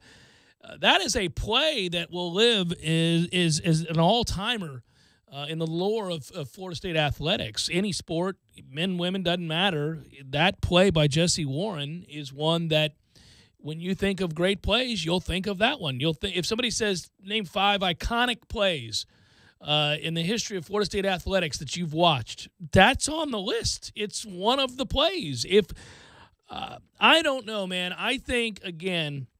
When I watch that replay, I don't know how she catches it. We hear people say full extension, then there's that. That is full extension beyond what you normally or reasonably expect to ever see. It hurt her. I mean, you can tell she's hurt. She still gets up and fires to first and gets the double play, but it took the wind from her, as it would, because you can't do that. I mean, I just challenge you to go out in the grass and do that. Just go ahead, lay out. It hurts. That play is incredible, and it's it's a play, frankly, that if they win it, now I'll always remember it no matter what. But let's be honest, it is elevated and enhanced if they bring home the national championship. Because if Jessie Warren doesn't make that play, you're talking about runners at first and second and nobody out in a one-run game. Yeah, and the top of the order's coming, too. Yeah. Yeah, you're going to clear 1-2 in the order. So I'm not saying they would have scored. They got out of some jams last night, Florida State did. So you can't know for sure, but obviously their chances are enhanced greatly. And moreover, now if you go on to win it, you not only bring back that title and you have a once-in-a-lifetime player making that kind of play and having the kind of postseason she's having. At that complex on Joanne Graff Field, you got to have that somewhere where everybody can see it, alongside the year that you've won the national championship or whatever. That picture, that's got to be like a freaking statue. I'm serious about that. That play, that was that big a play. It was, and the interesting part is, let's say that the play didn't happen. Now Washington has a real decision to make because you have the 9-hitter coming up, first and second, nobody out. Do you bunt him over and take the bat out of your best player's hands because we're going to load him up at that point, and it's 1 out and loaded with the 2-hitter? Or are you going to, first and second, roll the dice? I don't like having to make those decisions. Right. And you saw how locked in that young lady was when she came up. She had the fire in her eyes where I thought, all right, well, we're not out of the woods here yet. Right, right. But it's just, it goes to show you how sports in general, sometimes in the unlikeliest of places, because 3 weeks ago, a month ago, this wouldn't be the one we were looking towards. You'd say Monday, June 4th. What are we worried about? Super regional. Or regional final game. Yeah. It's like we all have one loss, and here is the winner take all. We're going to the super regional game. Instead, it's the College World Series of softball, and we're all riveted by it. That's why sports is the best. That's why it's the best. Completely agree. I'm just thinking where she landed after making that catch. She's on the first base side. It's crazy. She's on the first base side is where she lands. I'll say this, and I thought it was great, and I love that, yesterday I said about women's sports in general. I was talking about softball or golf or whatever we were talking about, and I said, there are certain sports where I believe, as a man, probably a chauvinistic one at that, having watched women's sports, I don't try to be, I hope I'm not, but the way I view sports is probably still, in some ways, chauvinistic. I'm willing to admit that. I'm sure that in some capacity, it's changing all the time. And one of the reasons it's changing all the time is the level of athleticism in women's sport has improved immensely. And then you see that on display. And what I mean is in softball, it's really, really apparent because that is a sport I couldn't watch because of all the running, slapping nonsense that used to be women's softball. But now you see a game that's more akin to the things we see in baseball, and you got girls who swing away, and you see plays in the outfield that you didn't used to see. And I think that what we're watching is that, thankfully, listen, shame on the institutions and on all of us for all the years that it didn't happen, but women are taking full advantage of things that have been in place for the men for years and years and years already in terms of the year-round training and the equal funding and the opportunities. And that's why you're watching this rise in the level of play in a myriad of women's sports, and it's great to see. Well, and you can thank, in softball specifically, whoever it was that decided 2 years ago we should change the rule and not allow batters to have their running halfway out the box. Right, outside the batter's box. We fell victim to that call, which hasn't been consistently called. The broadcast did note that out in Oklahoma City. But the spirit of that rule is right. It makes the game much more watchable than this, double jab step, drag bunt look. It made a mockery of the game. I mean, let's just say it. Back in the day, you'd see things that you're like, what are we doing? This is Mickey Mouse. And I'm glad that they've done that, and the sport has improved, and it's been enjoyable to watch. And I'm seeing it across the board in a lot of women's sports. So, hey, listen, they got a chance to do something. I know we're all very proud and excited, but you still got to finish it off. Now I'm nervous.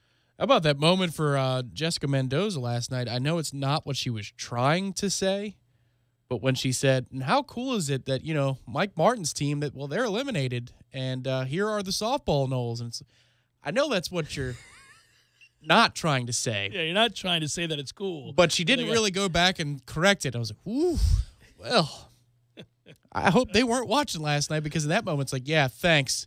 Appreciate that. Yeah. The sentiment, I understand. How cool is it that these young ladies are center stage for the entire Knoll Nation? That's exactly what she's trying to say. And you know it, too, in the moment. You're like, yeah, that was, convoluted a little bit. How great is it that baseball's done, you know, and here these girls How about those sorry asses losing their home regionals so the stage could be all theirs? Jessica. How great is that? No, that's not what we do. Probables. Here we go, a little Major League Baseball. It's time for, how you say, with the pitching, probables? Dodgers, Buccos, Ross Stripling, Joe Musgrove. Joe Musgrove's been good. Unfortunately, Ross Stripling's been really good for the Dodgers lately. Rays, Nats, Nathan Eovaldi, and Max Scherzer. Yankees, Blue Jays, CC Sabathia, Marco Estrada. Not Estrada. Orioles, Mets, Tom won't be watching. Alex Cobb, Jason Vargas. Woo! From the files of 2015. Oh, goodness. Rockies, Reds, Kyle Freeland, Anthony DeScalfini. Tigers, Red Sox, Artie Lewicki. Hey, Artie's here. Stephen Wright goes for the Red Sox. Brewers, Indians, Junior Guerrera, Corey Kluber. A's, Rangers, Sean Manaea, Matt Moore. Phillies, Cubs, Zach Eflin, Kyle Hendricks. Mariners, Astros. Good game. Real good game. The Mariners are good. James Paxton, Dallas Keuchel. I'll watch. Okay. We're doing some things. Marlins, Cardinals, Jose Urena, Carlos Martinez. We've got Royals, Angels. Won't watch that. Brad Keller, Andrew Haney. Braves, Padres, Sean Newcomb, Jordan Lyles. And finally, D-backs, Giants. Welcome back, Madison Bumgarner. After 2 months of rehab and surgery, Bumgarner makes his long-awaited season debut at AT&T Park tonight. Pair of starts in the minors, got his strength back through 90 pitches his last outing. And strength does he have? Yes, strong hands. Patrick Corbin, who's been real good, struck out 10 Reds in his last outing. In fact, he's been good. He'll go for the D-backs, Madison Bumgarner for the Giants. That's a look at those that showers out of the bump. And the winter winds, they have come and gone. What are we going to do tonight after the ladies win the whole damn thing, bring home that national championship, and we're staring at summer? We're going to tear down the fair pole, and then we're going to walk it down Tennessee Street, harkening back to your days. Yeah. I was on the field for the famous tearing of the goalpost and walking down Tennessee Street. Don't try that at home, kids. Don't do it. It's all banned now. You can't do it. And they have collapsible and all that other stuff. Yeah. I wonder, well, let's just let them win it. We'll cross that bridge when we come to it. I don't want a third game. Go ahead and sweep this sucker all the way through. Let's be done with it. Yeah, it feels so close, and yet a loss tonight would make it feel like it's miles and miles away. The one thing to note, though, is that it almost feels like, and I'm sorry, knock on wood, I'm wrong about this, but it almost feels like they have to lose this game because nothing has come easy, and this group has been facing elimination time and again and has always found a way to get it done in those moments. They've been the cardiac kids for a reason, and so here we are. This would almost seem too easy if they just sweep through the championship series, but I'll take it. I mean, I'd prefer that over the latter, but, Yeah, I feel like if they win tonight, it's going to be because they outscore Washington in a high-scoring affair. Oh, like a little 6-4 action or something like exactly. that? You don't have a lot of trust? The young lady in the circle tonight? No, I also believe that Washington's really good and desperate. And they can pitch. And it's not King. I mean, listen, I understand they're arguing about aces 1A and 1B, but King has been quite special, obviously not surrendering an earned run in Oklahoma City. So, yeah. Should make note, I failed to do so a moment ago. 7:45 begins our coverage. 8 o'clock first pitch tonight. 8 o'clock tonight, so different game time than last night. So if you're wondering, you're tuning in 45 minutes from now and going, well, where is it? No. Yeah. 7:45 pregame, 8 o'clock first pitch. We have it right here, thanks to Westwood One. In good decision-making here at 97.9 ESPN Radio. That's the other good reason. So, yeah, tune on in if you can't watch. The one thing I will say about the radio broadcast, and it doesn't matter as much. I didn't listen to it. I was watching it. Was it good? Oh, it was fine. Okay. Yeah, no, the Westwood One does good work. They do and this very good work, continues yes. that tradition. Mm-hmm. But when you're watching on television, the fact that the dugouts are screaming after every pitch isn't that big of a deal. On the radio, though, you just need to maybe turn that down a get notch. That volume down a notch. Yeah, just field mic. Field mic's a little hot. Yeah. They're filling it up with kinds of nonsense There's a cheers lot of and cheers. stuff. Yeah, I mean that part of it is still very unique to the women's game, and I am embracing the improved athleticism and expertise without question. The next big evolution in women's sports would be all the high-fiving and singing can go away. You're telling women to be quiet? Oh, absolutely. Absolutely. Just like I'm at home, Tom. Hey. Men are talking here, baby. Good work out of you. Good work, Matthew. The literalists are going to have a field day with that one. That's all right. They can go to hell. Be well, everybody. Enjoy the game tonight. We'll talk to you tomorrow.